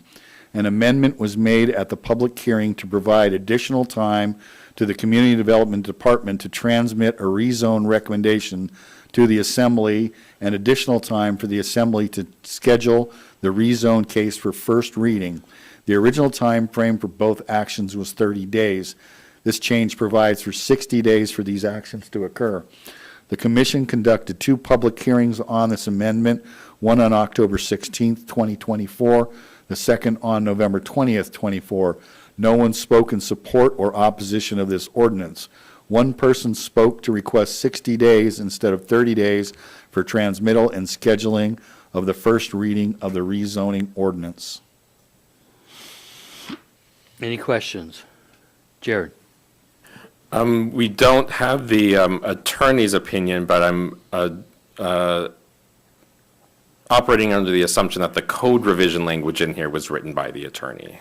It was reviewed by the attorney. Was reviewed, okay, thank you. Any further questions or comments? Seeing none, roll call vote on the motion, please. Mr. Smiley? No. Mr. Whiteside? Yes. Mr. Ames? Yes. Mr. Griffin? Yes. Mr. Johnson? Yes. Mr. Sherritt? Yes. Would anyone like to change their vote? Motion passes 5-1. Thank you. Next ordinance is number FY 2025-11, amending various sections of the Kodiak Island Borough Code Title 17 to include defined intent and development standards for accessory dwelling units. Jared. Move to advance ordinance number FY 2025-11 to public hearing during the Assembly's regular meetings scheduled for January 16th, 2025 and February 6th, 2025. Second. Okay, it's been moved and seconded. Staff report, Dave? First thing I want to point out is that there will have to be a correction made on this document. The ordinance number is incorrect on the paperwork footer, so that will be altered so that on the ordinance itself it reflects the correct number. Sorry. The Kodiak Island Borough Planning and Zoning Commission began working on potential amendments related to accessory dwelling units, starting with a work session on May of 2023. After many months of reviewing the existing regulations in light of accessory dwelling unit regulation guides from AARP and AML, the Commission held its first public hearing on amendments related to accessory dwelling units on February 21st, 2024. The Commission held 3 public hearings on the amendments, making multiple revisions to the draft ordinance. On June 18, 2024, the Planning and Zoning Commission voted 4-1 to recommend approval of ordinance number FY 2025-03 to the Assembly, with 1 commissioner absent and 1 vacant seat. As a part of the Commission's review of potential amendments related to accessory dwelling units, the Commission reviewed several documents, the most important being the ABCs of ADUs from AARP and the AK do's and don'ts from AML. Both of these documents are attached to this agenda item. This ordinance was discussed by the Assembly at the August 29th, 2024, September 12th, 2024, October 10th, 2024, and October 31st, 2024 work sessions. The Assembly expressed concern over the following proposed revisions to the current regulations on accessory dwelling units. Removal of the conditional use permit requirement for those ADUs that meet the development standards. The CUP remains an option for ADUs that do not meet one or more development requirements. Note, current regulations require a CUP for detached ADUs in the R1 and RR1 zones. A CUP is required in the RR zone for all types of ADUs. Changes to parking requirements of ADUs within the city of Kodiak and those outside the city. The proposed changes would require 1 space for ADUs in the city of Kodiak and 2 spaces for ADUs in the borough. This issue garnered a lot of discussion at the Planning and Zoning Commission meetings. Changes to the size restriction to 800 square feet for all ADUs, no matter the zoning district. Note, the current ADU ordinance restricts the size of an ADU to 575 square feet in R1 and 725 square feet in all other zoning districts where our ADUs are permitted.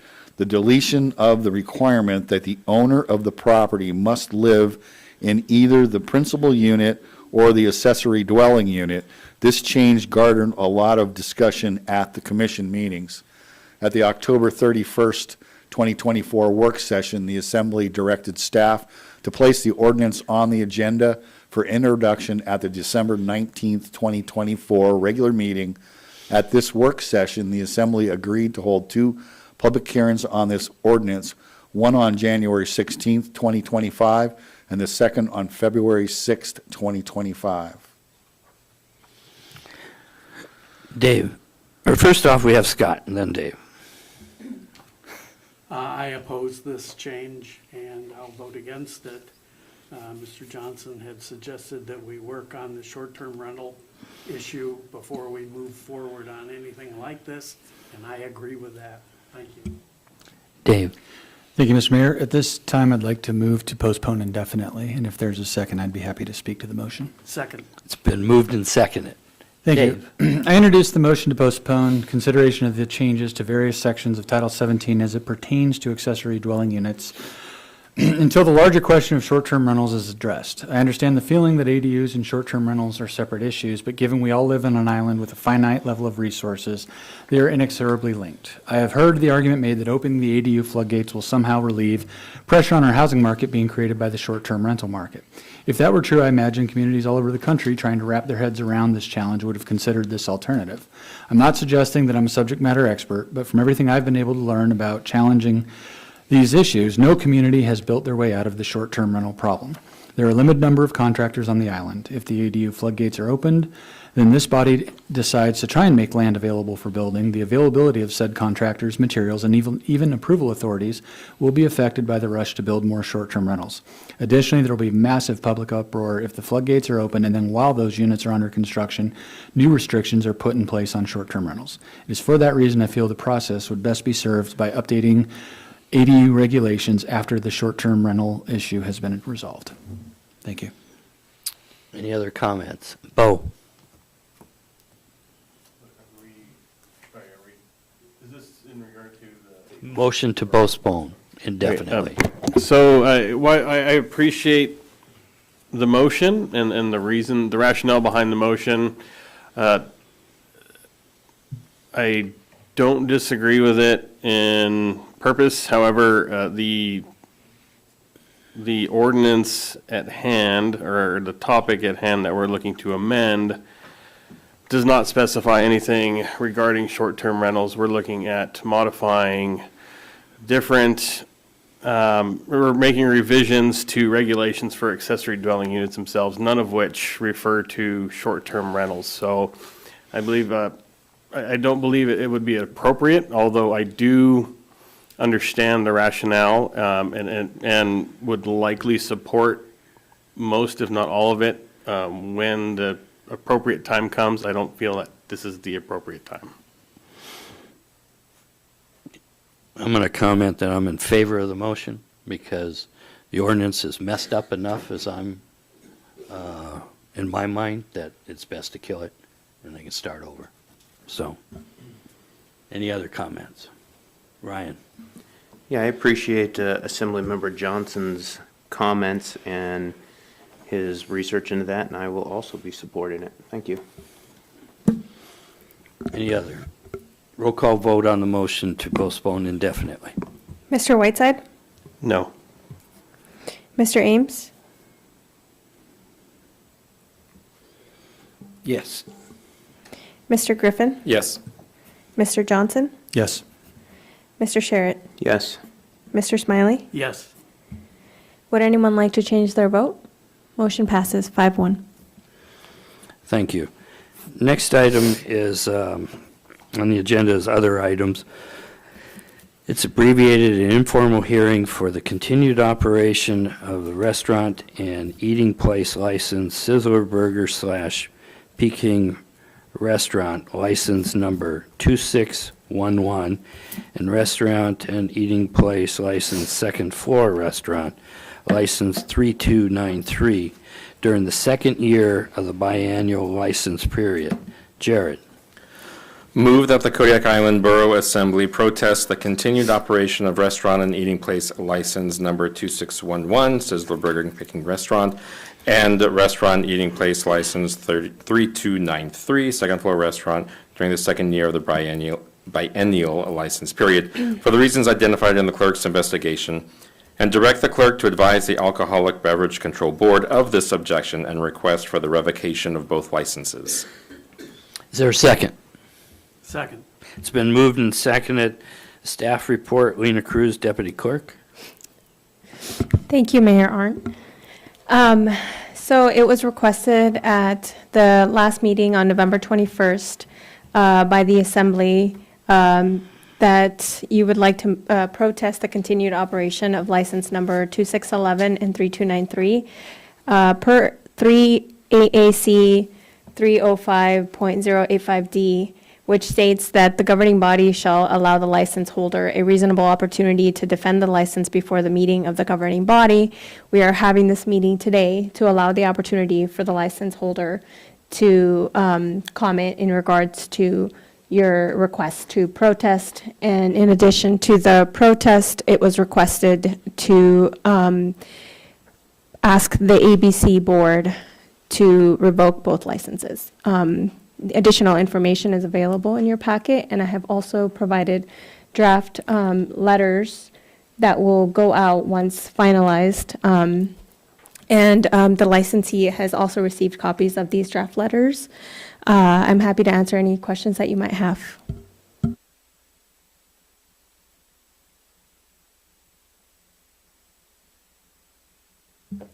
As this is written, are we voting on both licenses at the same time? Yes. Well, I'll dive into the meat here.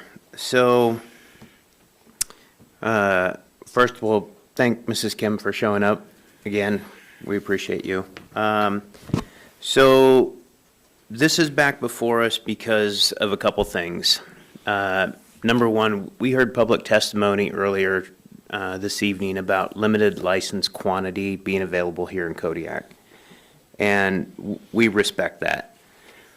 We also respect the fact that, you know, you have been in business for a while, but the facts of this are that the license is not being utilized. And from an economic standpoint, that is lost revenue here in Kodiak. And I have to look at this from an economic standpoint. It takes a long time if we're in the talking to a land surveyor phase of building a building. It takes a long time to get something stood up. So without some sort of compelling evidence that we are further along in the process, or without some compelling evidence that the intent to use this is near, I have to look at this from an economic standpoint and support the letter as written in protest of holding that license. If you, I don't know if this is the right form, but if the licensee can speak to those items and give us more, I just have to look at this from an economic standpoint and support the license, or the letter as it is now. With the approval of the assembly, I can ask the applicant to come forward. What's the wishes of the assembly? Let them speak. Agreed? I'm looking for some head nodding. Okay. Then, Ryan, you're asking a question, so I'm going to ask Mrs. Kim or Stephanie to come forward at this time.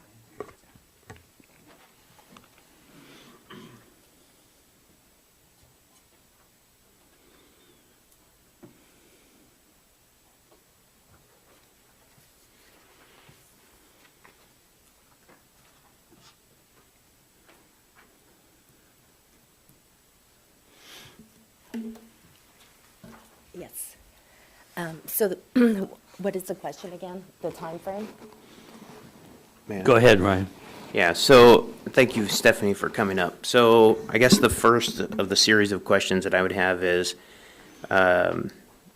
what is the time frame that you are looking to put this license back into an income-producing license for Kodiak?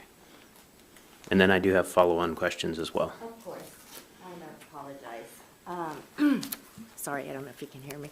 I wish I could answer that. I know we have tried from the very beginning when it was out of our control. Yes, we did hold 2 licenses.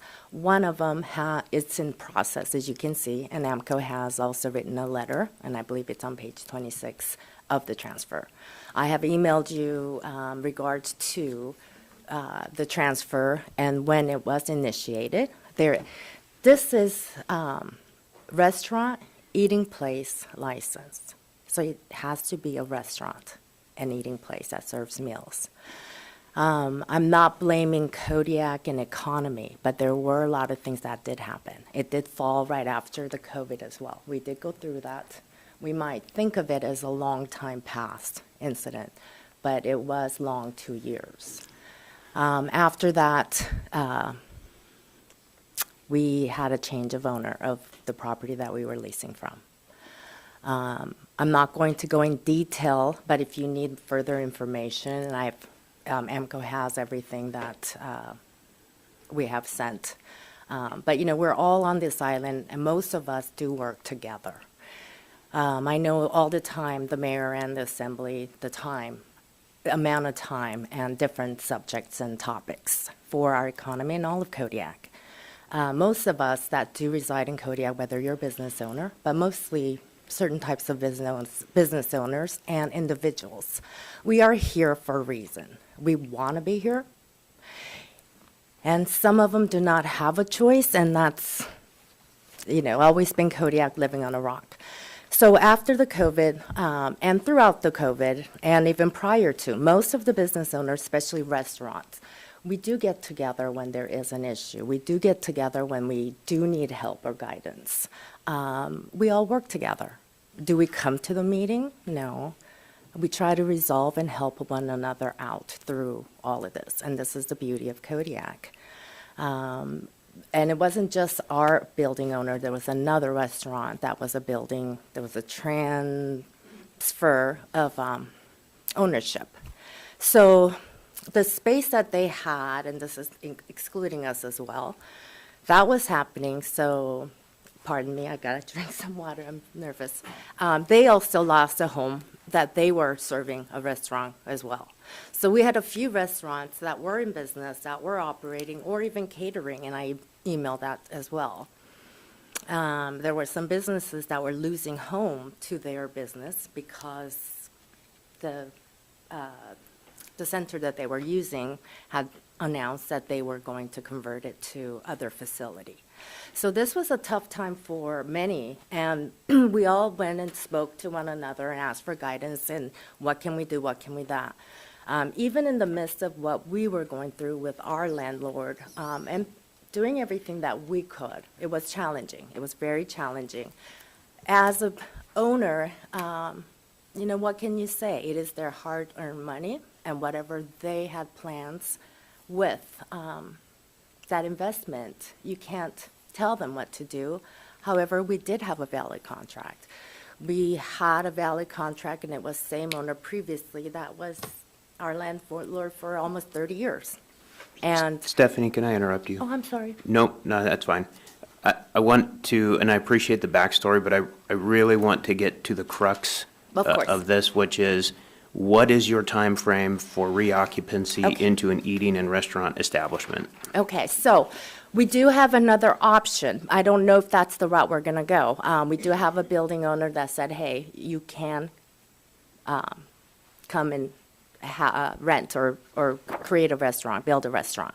It's not as, you know, simple as just renting a space. However, as soon as this happened with us having no home, we did start. We did start by looking into everything we can to build. Not just for, we're getting old too. We're not looking for another 40 years of owning a restaurant, but we do hope that we can start and build something for the future of our next generation. And so that's where the other license goes as well. In the midst of all this, we did give it all. We had to step in, even with our own businesses doing this, step in and make sure they found a home. And we put a lot, or she did, of effort to make that happen. It was other businesses that stepped in, even the ones that retired came and helped us make it happen. This is community. That restaurant is now and has been a open restaurant that's serving our community every meal. So that is where the transition is. As far as ours, we did try.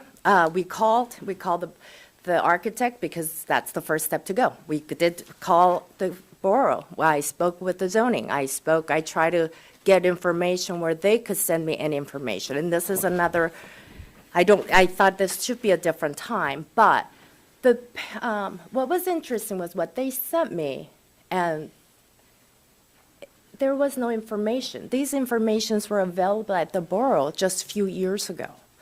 And with the situation that we were at, all our stuff in a storage, calling the Borough and saying, hey, can you give us information so we can start?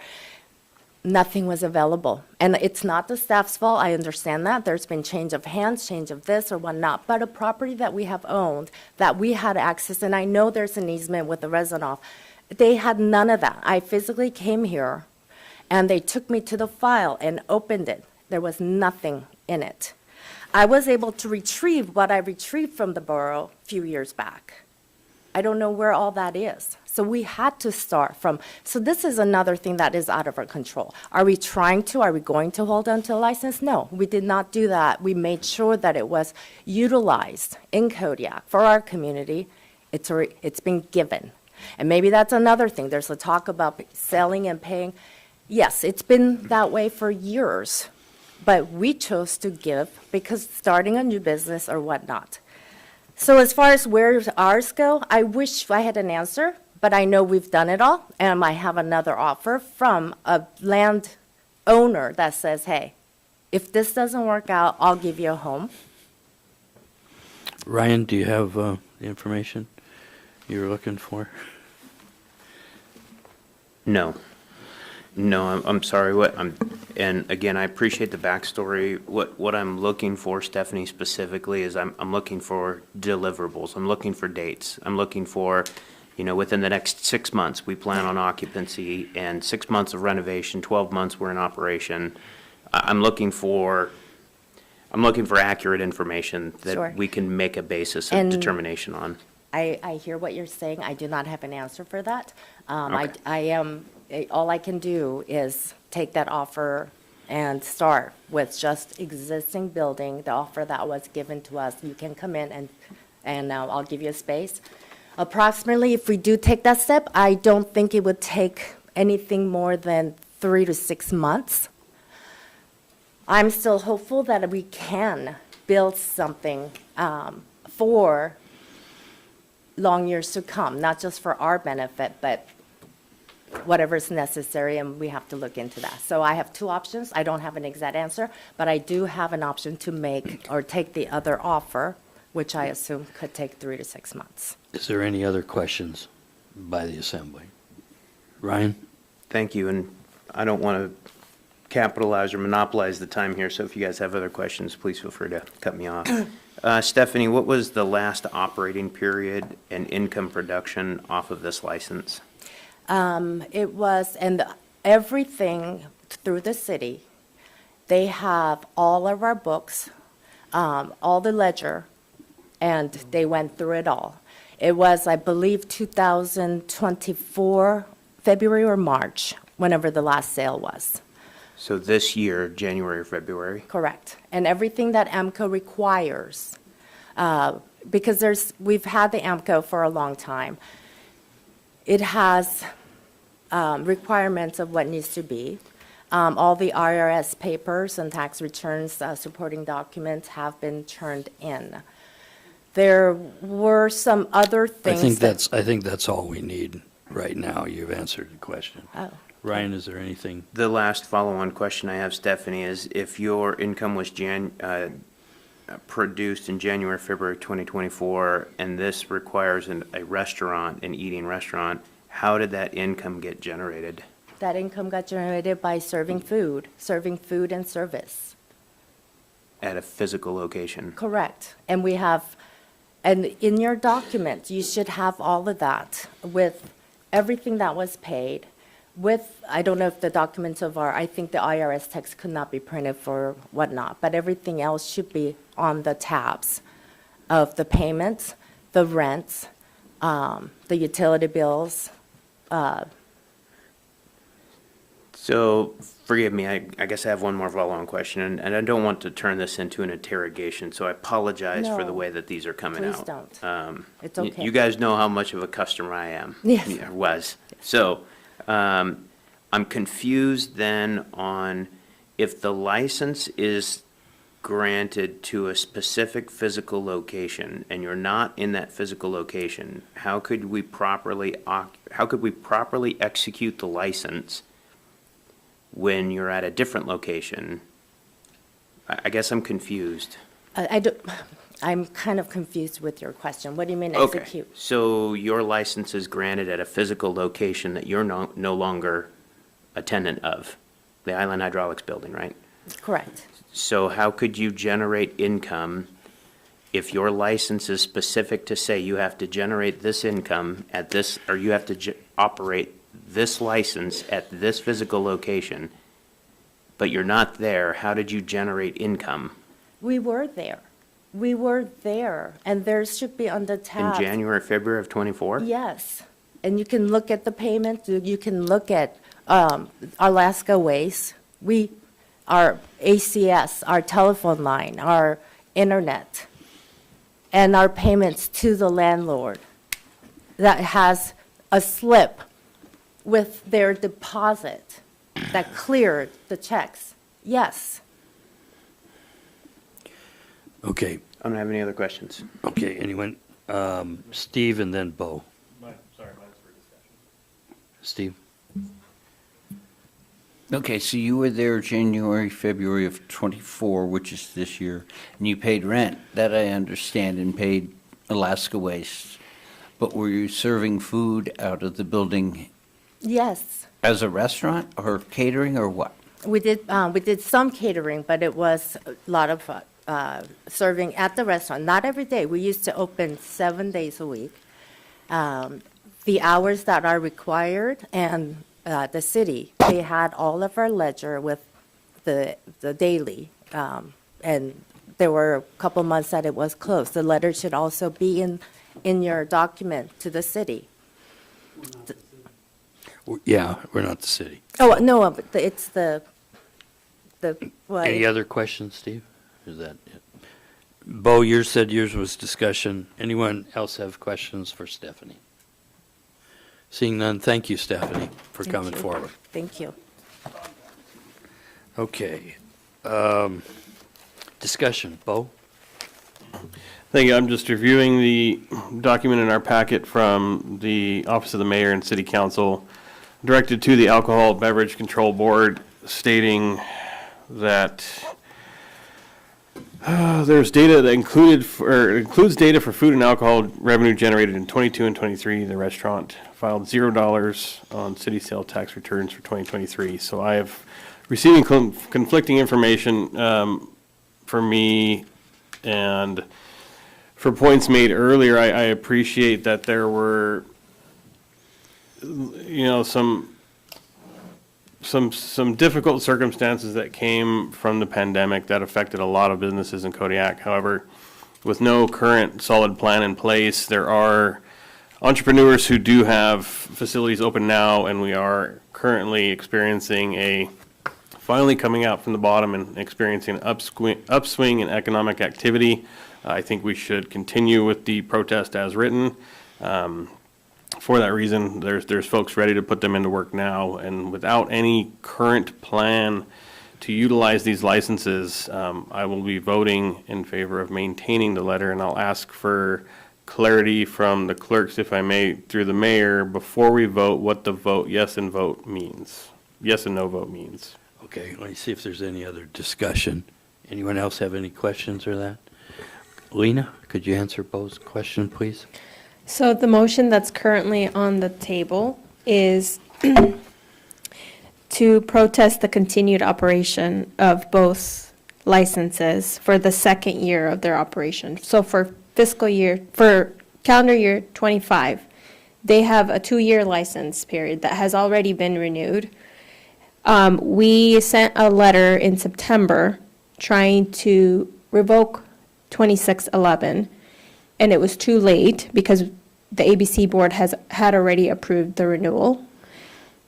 License 3293 has not come before us, but they still hold 2 years' worth of approval. So that expiration is in 25. So if you approve this motion, we will be writing a letter to the ABC board, which you have before you, not only to protest the continued operation of both licenses, but also to request that the ABC board revoke both licenses from the license holders. Okay, Ryan. So that actually sounds like a timeline. That to me indicates that since the licensee already has a permit that will expire in 25, and the other one expires when? They both expire in 25, and What month?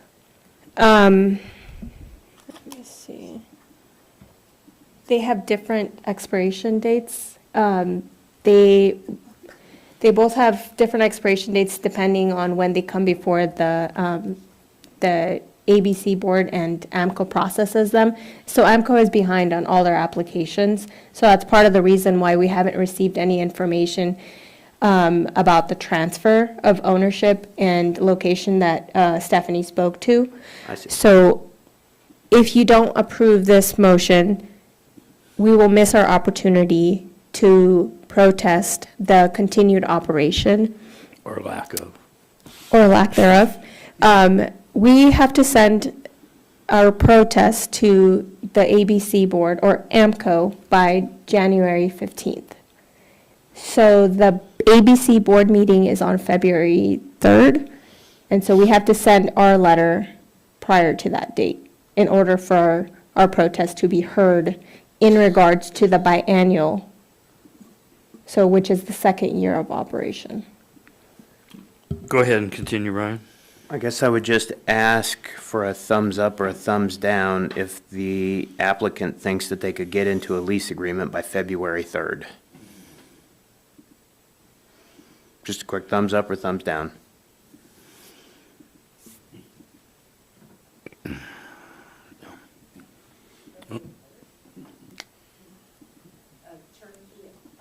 No, just into a lease agreement for a physical location.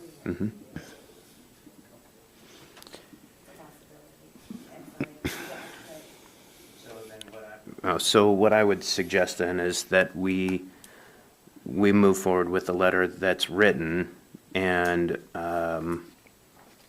if we see the applicant making, progress, we can discuss it then, but without some sort of a positive movement towards reestablishment of a restaurant and eating place, and utilization of these licenses, and the fact that there's two, the second floor closed in 2017, so it's, to me, there's been ample time to make this happen. So from an economic standpoint, I still support these letters and hope that we can get information from the applicant that could help us, defend that position at a later date. Thanks. Steve?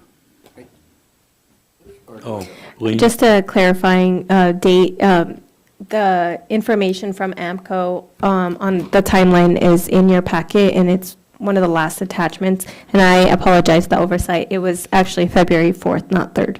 I just wanted to clarify. Okay. Steve? Do we have any knowledge of if these letters go through, does it have any effect on the proposed transfer? Or will they go in order which they received and therefore they deal with that before these letters? Do we have any information on that or any idea?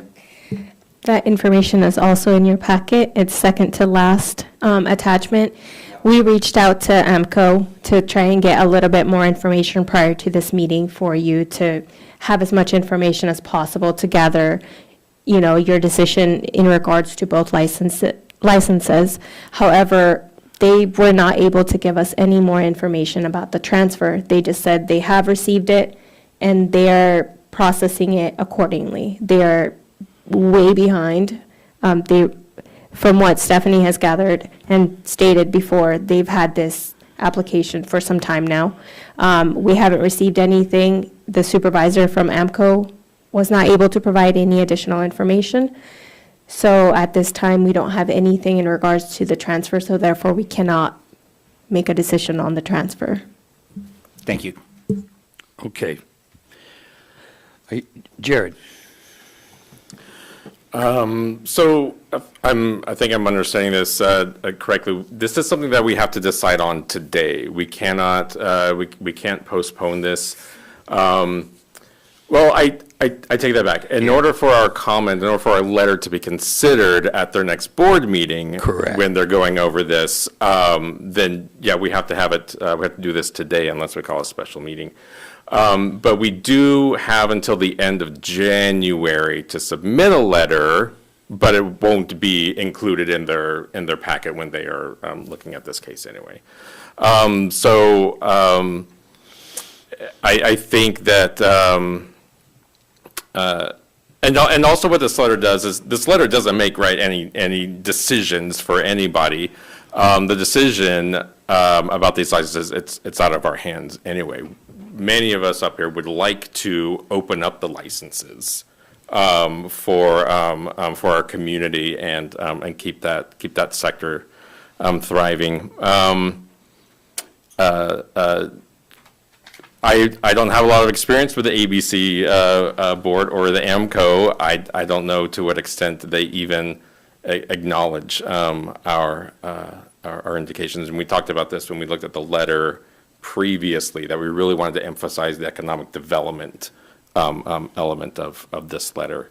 But it's also, frankly, out of our hands too. But Right. This is just our opportunity Yeah. to protest, because nothing's happened on either of the licenses.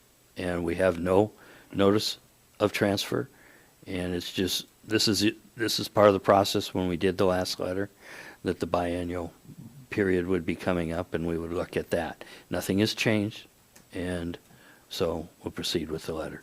Doesn't mean it's going to have any effect, but we're following the process that the ABC board has laid out for us. So with that, roll call vote on the motion, please. Mr. Ames? Yes. Mr. Griffin? yes. Mr. Johnson?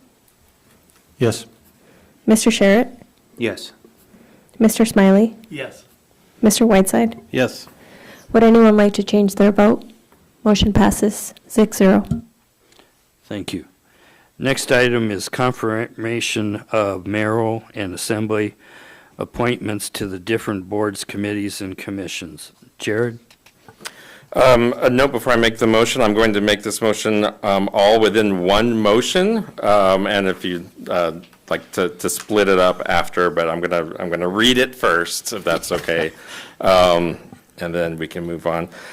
Move to confirm the mayoral appointments of the following: John Mellin and Doug Mathers for terms to expire December 31st, 2027, and Victor Weaver for a term to expire December 31st, 2026, on the Architectural and Engineering Review Building Code of Appeals. James Arneson and Pisa Faumui for terms to expire December 31st, 2027, on the Parks and Recreation Committee. Athenas Williamson and Court Neff for terms to expire December 31st, 2027, on the Planning and Zoning Commission Borough seats. Leanna Harrington to the at-large seat for a term to expire December 31st, 2027, and Douglas Hogan to the Construction Business Representative seat for a term to expire December 31st, 2027, on the Solid Waste Advisory Board. And assembly appointments of the following: Mark Anderson and Lee Robbins for terms to expire December 31st, 2027, on the Citizens Board of Equalization. Alan Wolf and Dan Beeler for terms to expire December 31st, 2027, on the Mission Lake Tidegate Service Area. Is there a second? It's been moved and seconded. Thank you. Staff report, Lena. Thank you, Mr. Mayor. Give me 1 second.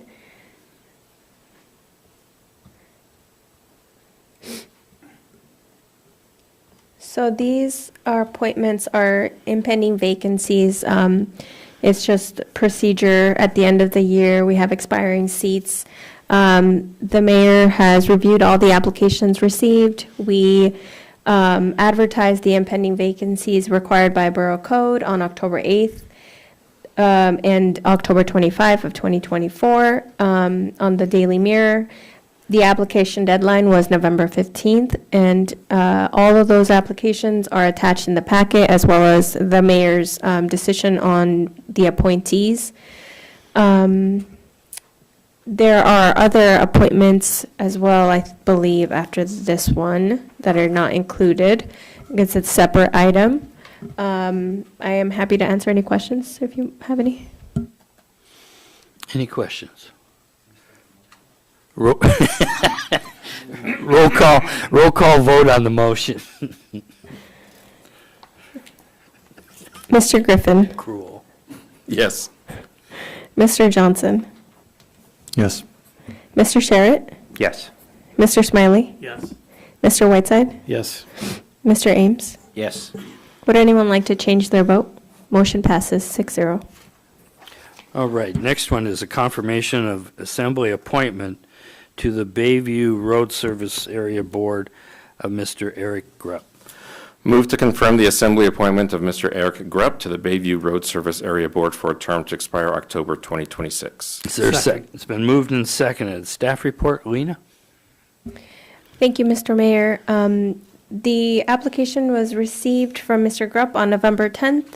There are currently 2 vacant seats on the Bayview Road Service area. Quite frankly, it is very challenging to find members to join these boards. His appointment will assign him to a vacant seat to expire on October of 2026. The application was forwarded to the service area members, and Mr. Roberts expressed that they have no objection to Mr. Grupp joining the board and encouraged the assembly to approve the appointment, and the clerk's office also requests for the approval. The reason why this one's separate is the board makes a recommendation on there. And where the other ones were assembly appointments to those Board of Equalization and the Tidegate Service Area on there. So any further questions on this? Roll call vote on the motion, please. Mr. Johnson, Yes. Mr. Sherritt, Yes. Mr. Smiley, Yes. Mr. Whiteside, Yes. Mr. Ames. Yes. Would anyone like to change their vote?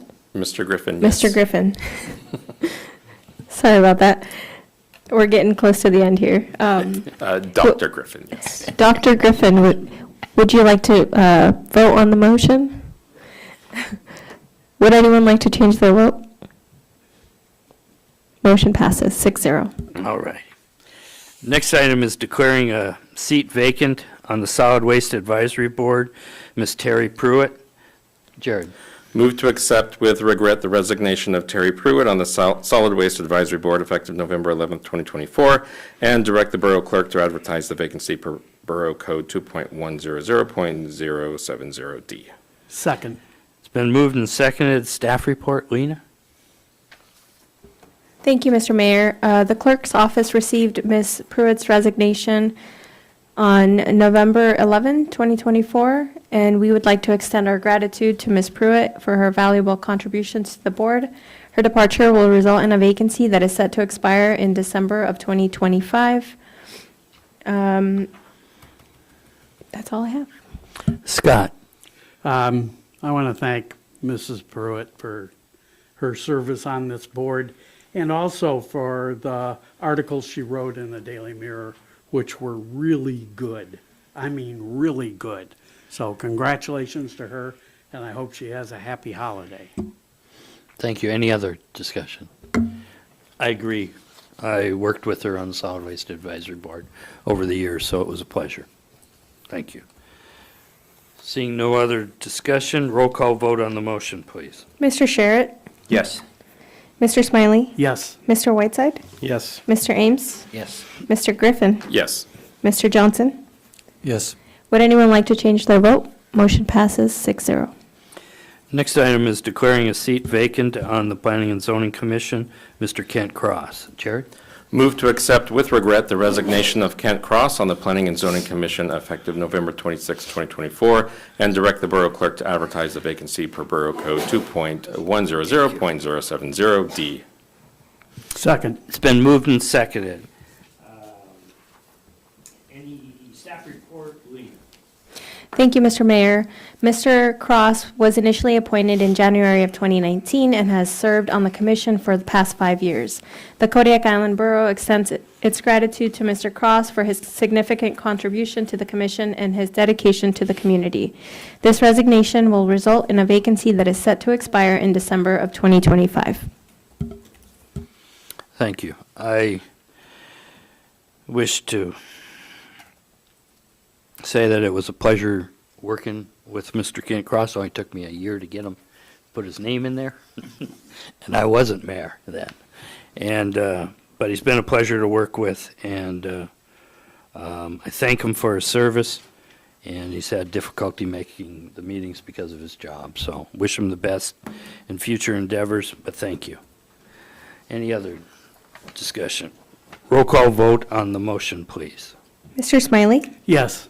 Mr. Whiteside? Yes. Mr. Ames? Yes. Mr. Griffin? Yes. Mr. Johnson? Yes. Mr. Sherritt? Yes. Would anyone like to change their vote? Motion passes 6-0. Okay, thank you. Next item we have is citizens' comments. The local phone number is 907-486-3231. Toll-free number is 855-492-9202. And I ask that you sign in and state your name for the record. Turn on the microphone before speaking. Address all remarks to the assembly as a body and not any member thereof. If calling in, please turn off any listening devices to prevent feedback. Seema. Good morning, afternoon, evening. This meeting's been going along. So what I forgot to put in my manager's report is it's that time of year when I ask a couple of assembly members to come in and make phone calls for the senior and disabled veterans. Last year, Mr. Sherritt and Mr. Whiteside did it gracefully, for the most part.